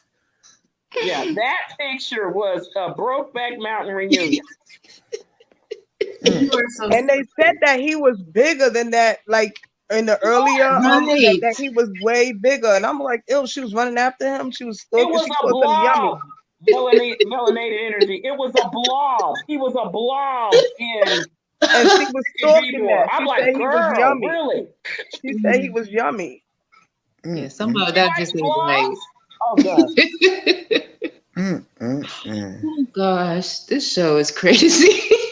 Now when Kimmy gets the ant body in terms of the extra booty ant, like the peasant, we know she has morphed into her immediately. So I'm just waiting for that. She better not at her age. She better just chill out. Yeah, because I thought I saw Latifah right there. Look at that belly. Latifah in that belly right there was trying to wear the peasant's outfit. So she was letting you know she was a side piece herself. Now, some people were saying that maybe she did this to show that she didn't have a BBL, because I can't imagine going under the knife, suffering through all that recovery, paying all that money, and this is the end. Oh, heck no. Well, you know, that's what Anonymous said earlier. You have to keep it up. I'll never forget on Candy's YouTube channel, Candy from the Real Housewives of Atlanta, she did a series. It was like 4 parts, a 4-part series on plastic surgery. And Candy said, if you do not eat healthy and exercise after the cosmetic surgery, your weight will come back and it will look weird. She said it comes back in strange. Well, is that what could that be that's coming with her weight? Is that an alien? Like an alien? What is that? Because she lost her booty and now it's in her tummy. Oh my gosh. I mean, it's so funny because I know my stomach probably looks just like that, but I would never. But we didn't pay for something I to would get never. done. I would wear a girdle in a bathing suit. I would put legs, hips, and breast body shaper that he had in the shorts and put that on. No, but Anonymous, they literally have tummy tuck swim pieces that have that tummy tuck technology. They have that like on Amazon. It's not hard to buy. It's not expensive. Like, I'm just Them so high waisted. I want to get it too. I need it, Miss Z. Put it in the private. girl. If I'm gonna send it to you. It's the high waisted. All of us. The high waist. We're gonna do the before and after for Latifah. And I think Hotel did that on purpose. I think he showed her like that on purpose. That was shady. I would too. That was nasty. I was like, talking about me and my Miss Rogers or Mr. Rogers. Look at this belly. Look at this. You're right. Maybe they were ragging on him before they started the video, and he's like, "Okay, I'm gonna show y'all." Because they kept asking, is she pregnant? Is she pregnant? Yeah, that was so shady. And they were saying, what's up with the ring? The ring. They were going to drag her all through these streets. Go ahead, Melanated. After he knew that they was going to drag her shape all through these YouTube streets because of that stomach and that outfit she was wearing. She should have been in the pool hiding. And did you look at Maurice? Who wears a T-top, a white tee in the pool?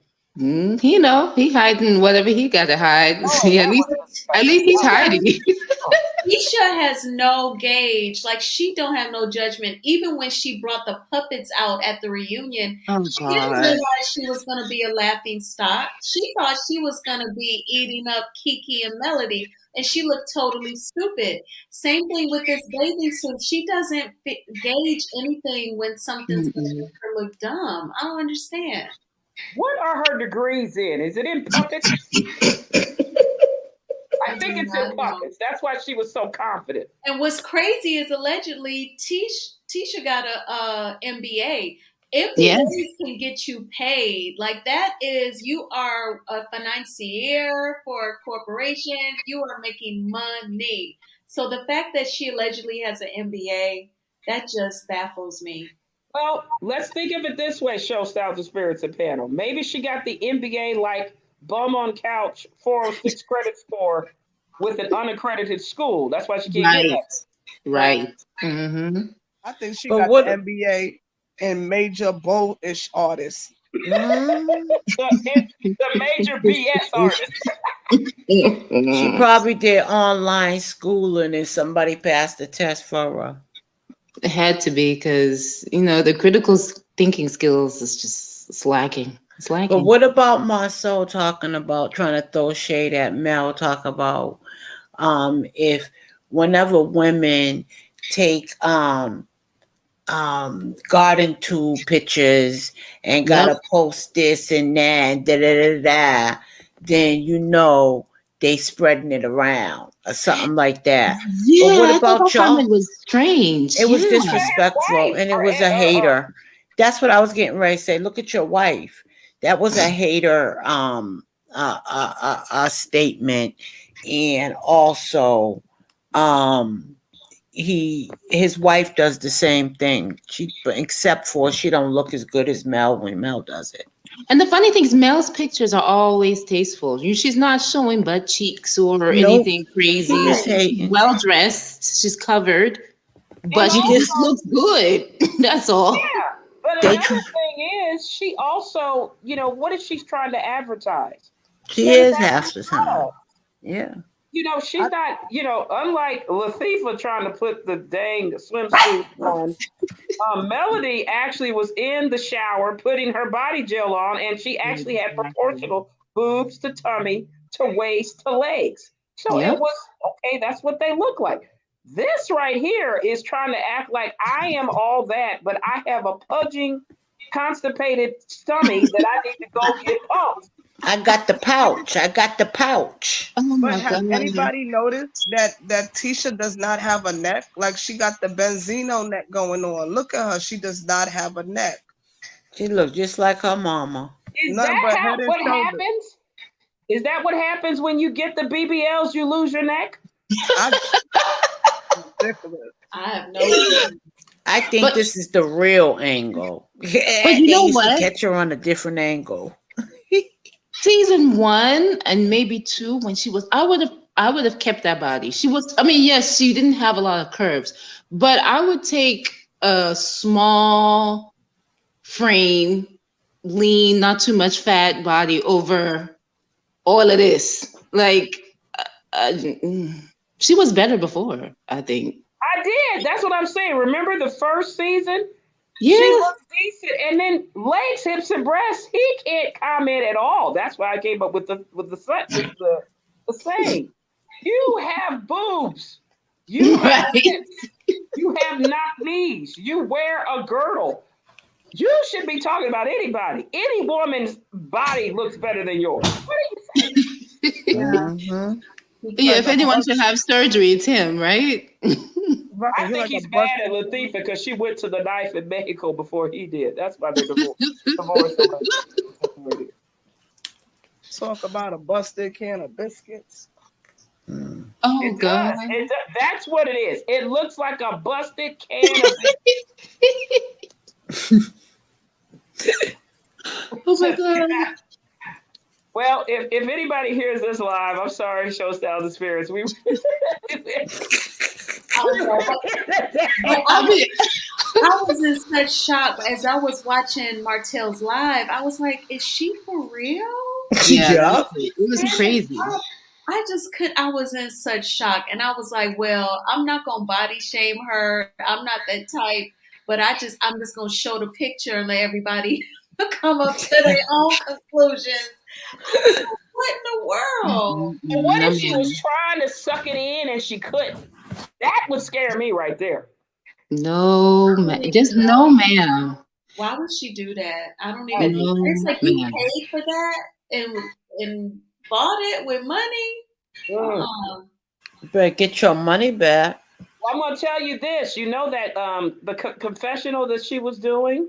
Oh God, yes. I know what That you're going Brie to. Go Outlet, I ahead. think she has this body shape right there. That's why the whole thing didn't make sense. It was like, She was ooh. trying to copy off a male because one of Tisha's confessional looks, she's wearing what looks like a white sweater dress, but she got the sleeves pulled down so far, it looks like she about to expose her boobs. The dress is hanging off of nothing. She's copying off of Melody when Melody wears that black sequin confessional look and she got the Mm-hmm. braids to the back and she just slightly pulled the straps down below her shoulders.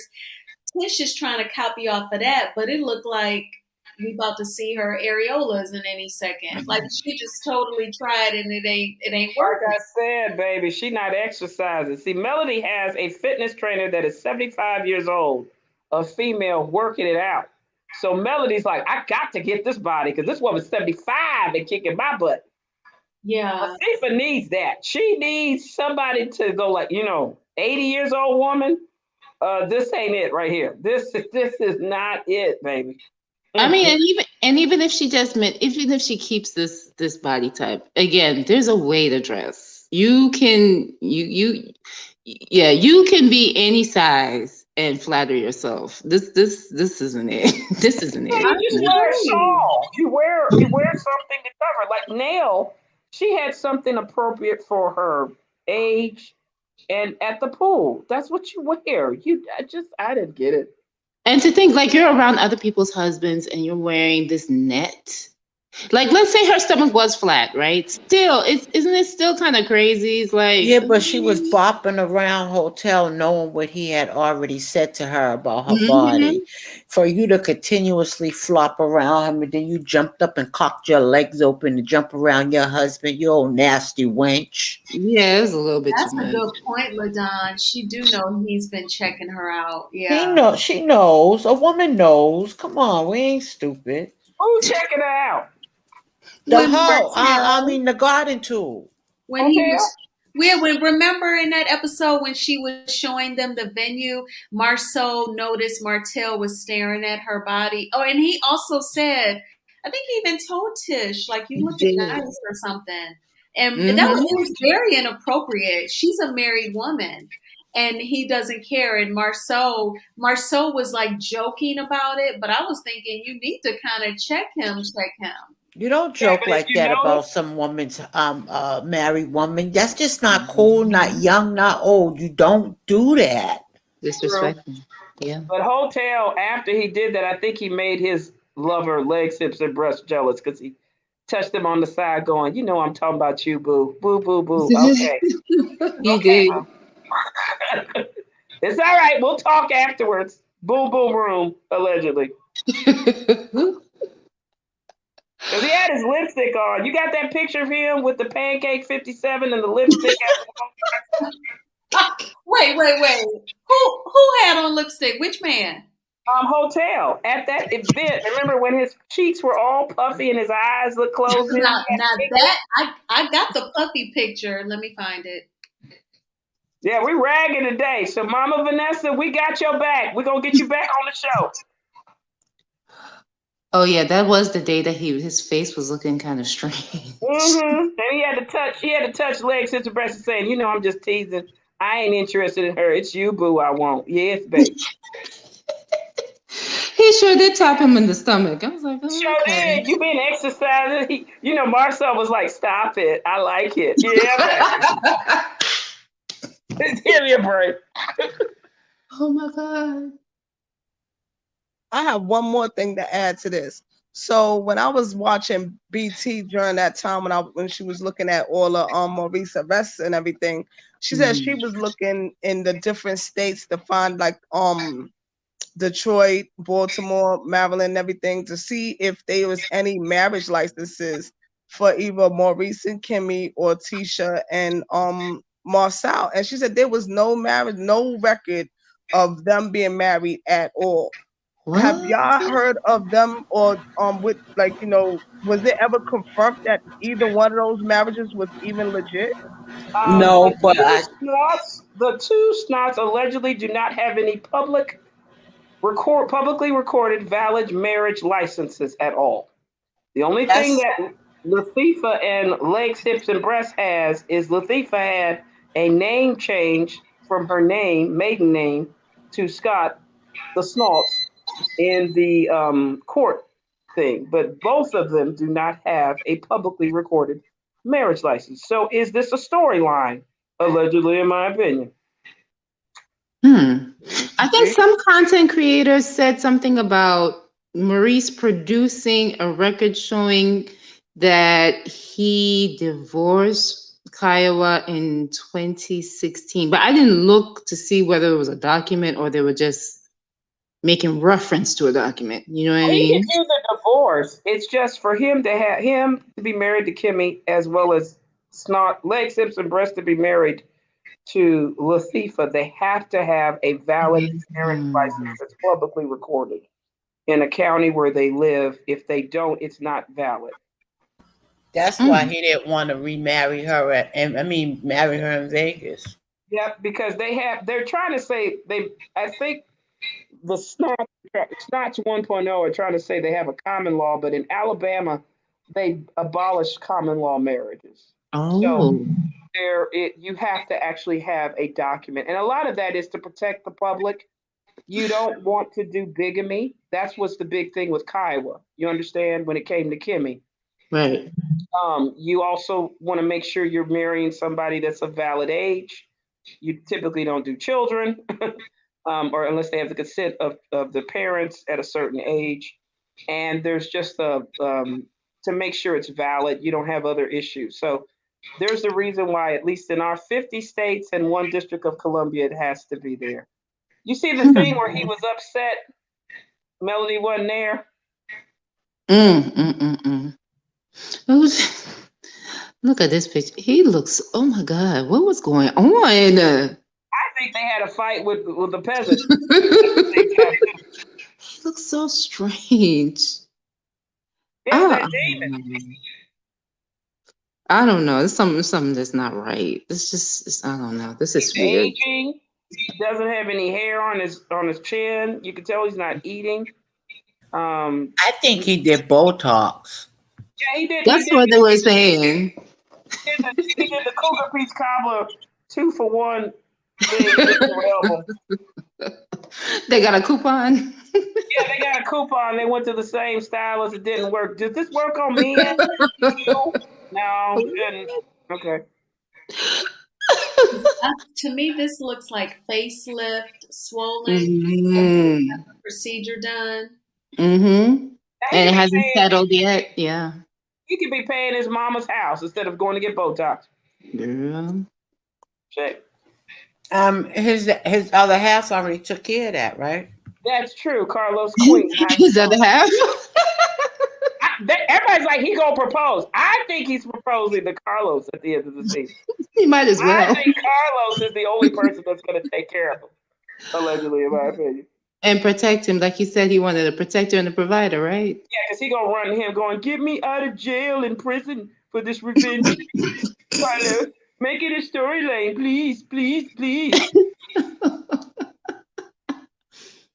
Oh my gosh, this show, it's the show that keeps on giving, child. Well, I told you, it's the Tim Norman remake of Sweetie Pies. This is that man like him. He's probably done exactly the vibes I'm getting. Things he's done. Oh my goodness, I hope not. Just today I was on I saw a short about a woman a successful realtor in South Carolina, and she was unalived by her husband And if you see his mugshot, they didn't really talk about the husband, but you could tell it's another case of unequally yoked. He was probably jealous of her. You know what I mean? So Probably it's like, malignant narcissist, or had the traits of being a malignant narcissist or narcissistic sociopath. So when and the she, crazy part is she applied for an order of protection and the judge denied her. And the judge said, you haven't provided enough evidence of abuse. So no, I'm not going to give it to you. And Well, right after the judge denied her, she got, unalived. Well, thank God Mel has security and stuff That's like right. that. That's She's right. covered. She's Yep. covered. yeah, you have to. I was telling people, I know everybody's like, well, we should talk about the traits. That's not true. You just gave the example in South Carolina. This stuff happens to people on a daily basis. All the time. If that lady would have saw what was going on in Love and Marriage Huntsville and see what the protections were done by Melody and Vanessa and take it seriously, or what we were talking about doing not only the order of protection, but also having your own conceal and carry, just in case. Just Or in if they case. follow you, you go to the police station. You don't go home because you Yep. can't talk out, your life is in danger. These things are tools to help you because, like I say, people don't realize people of color, Black women are being unalived by Black men 3 to 5 times more. And I have a feeling it has to do with this narcissism. That's what's happening. They view you as property and slaves. And when you leave them, they want to destroy you. Yeah, it's the breakup that triggers these men to unalive these Black women. When the Black women finally are like, you know what, I'm worth more than this, and they walk away, that's what pisses them off and then the woman is in danger when she breaks up with them. That's what I believe is what starts it all. It's the path towards them unaliving them. It be the breakup. Yeah, And the also, I discard. think, oh, go ahead, Anonymous. I was just saying, you're talking about the discard phase. They can't do the narcissistic abuse cycle on you, the idolization, the dehumanization. So when you finally leave them, they've been exposed as being an emperor without clothes. Mm-hmm. Same thing happened to that lady in Mississippi that unalived her husband. What was triggering was he was trying to get his things and leaving her. That's why she took him out. Oh, the one I think they were on Facebook Live. Correct. Well, was on Facebook Live, but remember, she said, "I'm gonna unalive you," and then that's what Yeah, happened because I he was remember that. leaving. Yes, that's the thing where at that time people were trying to tell him get out the house. He didn't need to worry about the things. He needed to just get out the house, just leave. But when you don't do that, then it's something about the person, like a hotel or these others. They're triggered knowing that when you've left, they're ready to go cuckoo for Cocoa Puffs.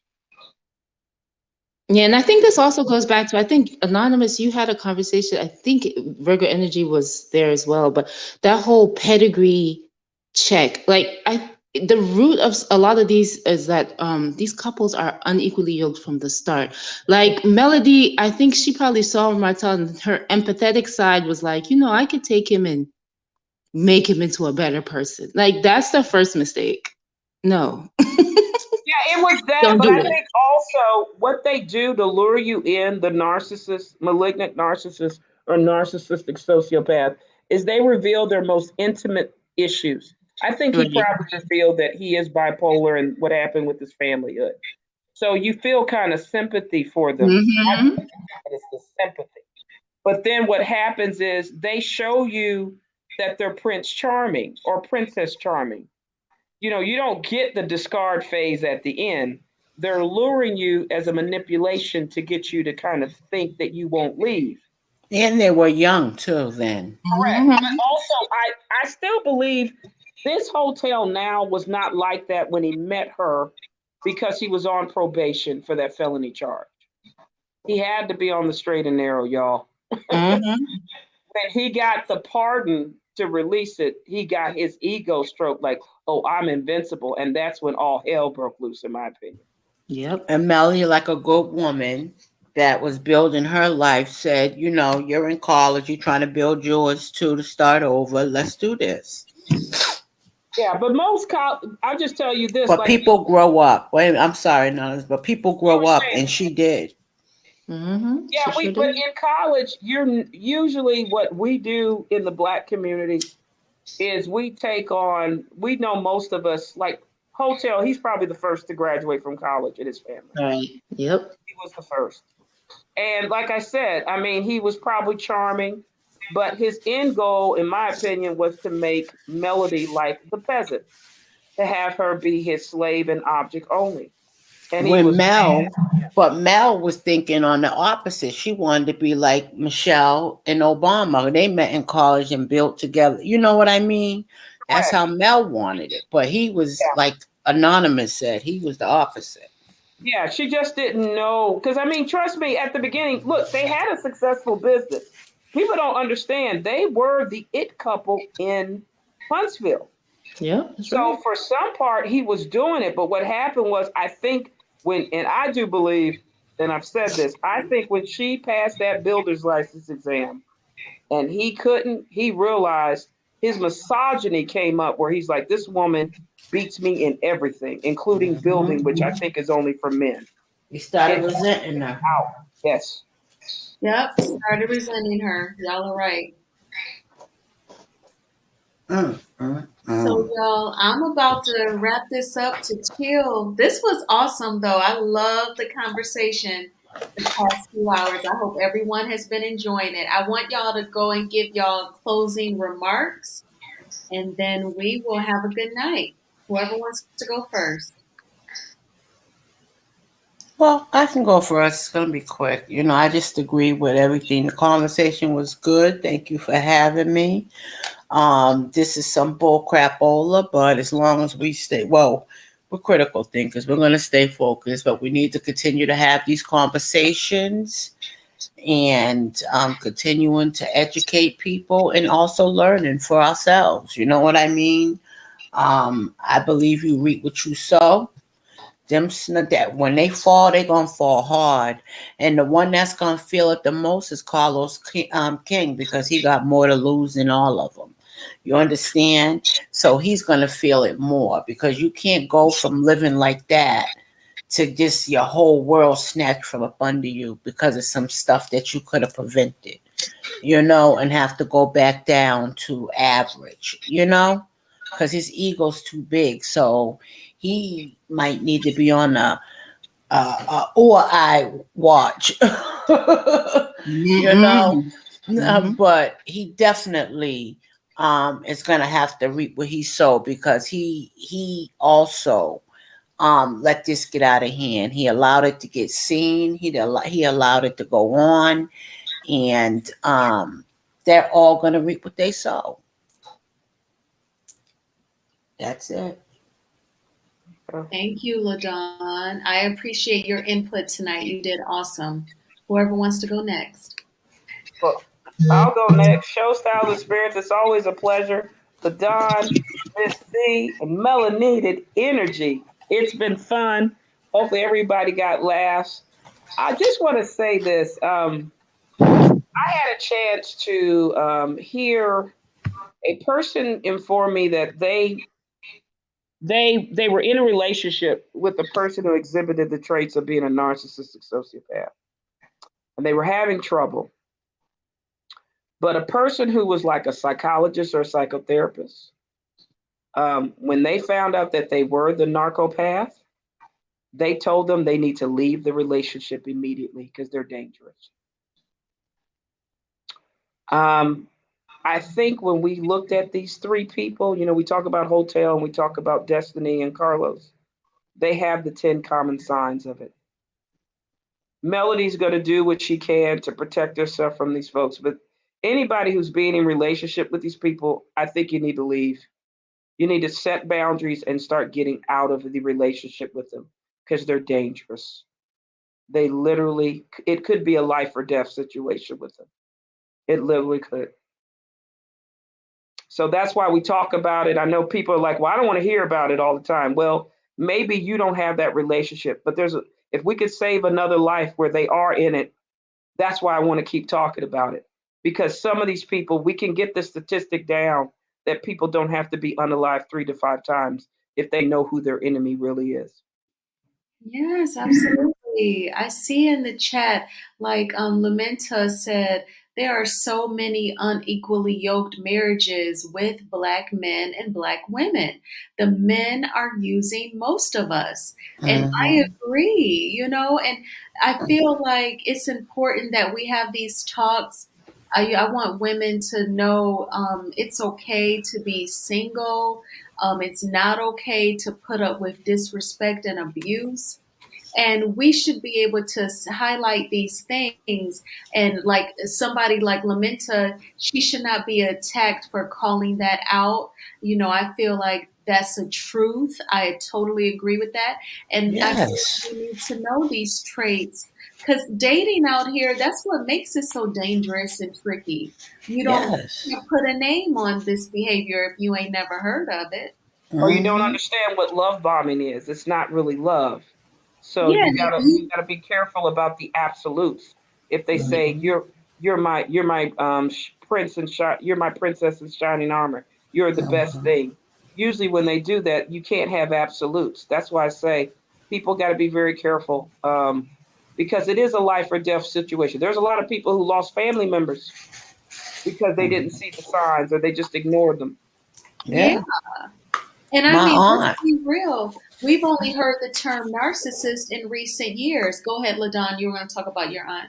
Yeah, my aunt. My aunt got unalived in Bridgeport, Connecticut with a guy, and we was calling her for 3 days, and she was found in there, and she had fought for her life, but we ignored a lot of signs because like Showstop said, we just started recently hearing about this type of stuff in the things to look out for. You know what I mean? And that was 5 years ago, you know? Yeah, it's important that we talk and women feel comfortable and hear these things because Yeah, and have a otherwise we safe don't talk about space to hear it. it. Show styles where you're Yeah. not judged because it's different than what other people have. Can I say one more thing real quick? Yeah. Um Another thing in the trailer, real quick, I loved when Mel looked at Marcel and said, "Ain't nobody crying for you. I'm gonna be crying when Tisha leave you behind." Yeah, Yes. baby. Yeah. She was Yo, affirming and empowering Tisha, even though Tisha wasn't even in the room, wasn't even in the scene. She was even if she empowering. don't deserve it, huh? She was doing it because Well, Mel's about women. allegedly, LaDawn and Show Styles. Boo Boo legs, hips, and breasts did the ultimate betrayal to her. That's why. With that makeup artist. Yeah. Hmm. That And she is caught it. close. That's Remember, too she close. said she had to catch it? She wouldn't believe Mhm. anybody else telling her. She had to Yeah. catch it. Got the receipt. Right. Yep. Girl. And that's Well, how I thick he always, is. and that's why Maurice and Marceau would try to interfere with Melody's friendships with their wives because they didn't want Mhm. her empowering them. Mhm. Bingo. Yup. Put it up. Yeah. But that happens with these type of narcissists. They isolate you from your family. They isolate you from friends, independent women who think independently, who understand boundaries or have you get out of their abuse cycle. That's why they want to keep you there. Mm, mm, mm. And it's of all colors, all races, all genders, all orientations. That's how it is. Absolutely. Yes. Well, all right. I just had to bring that little point up. I forgot to bring it up earlier. All I right. appreciate that. Well, y'all, I hope you all have enjoyed this conversation tonight. Thank you, everyone, for kicking it with us and everyone checking out the replay over the weekend. Thank you for your support. Don't forget to get your facial scrub and lip scrub from 7th Avenue. Use the code REVELATION and you'll get the 25% off. And also, I just want to say again, thank you all. It may be repetitive, but we even go to church and we hear some of the same. Now, I know y'all can tell some of y'all pastor sermons you've heard a few times, but the information that we all share, it is, some of these men do have these behaviors, and some of them may say, and some of the women got it. So Oh yeah. know, in order to be educated, and just remember that self-love, your relationship with self, matters the most. Mm-hmm. So, Exactly. But it's been a pleasure. The yes, Dawn, Show Styles, Hannah that came up, yes, Melanated Energy, Miss Z, baby. We had Mhm. a bust out laugh. We Don't had a ball. Yeah. again. That's all I'm gonna say. Don't.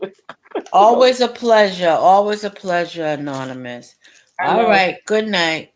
All Night right, for you all have a good night, and please hit the like button on this video, and please subscribe if you have not already done so. Y'all have a good night, and I'll talk to you later on this weekend. Bye-bye.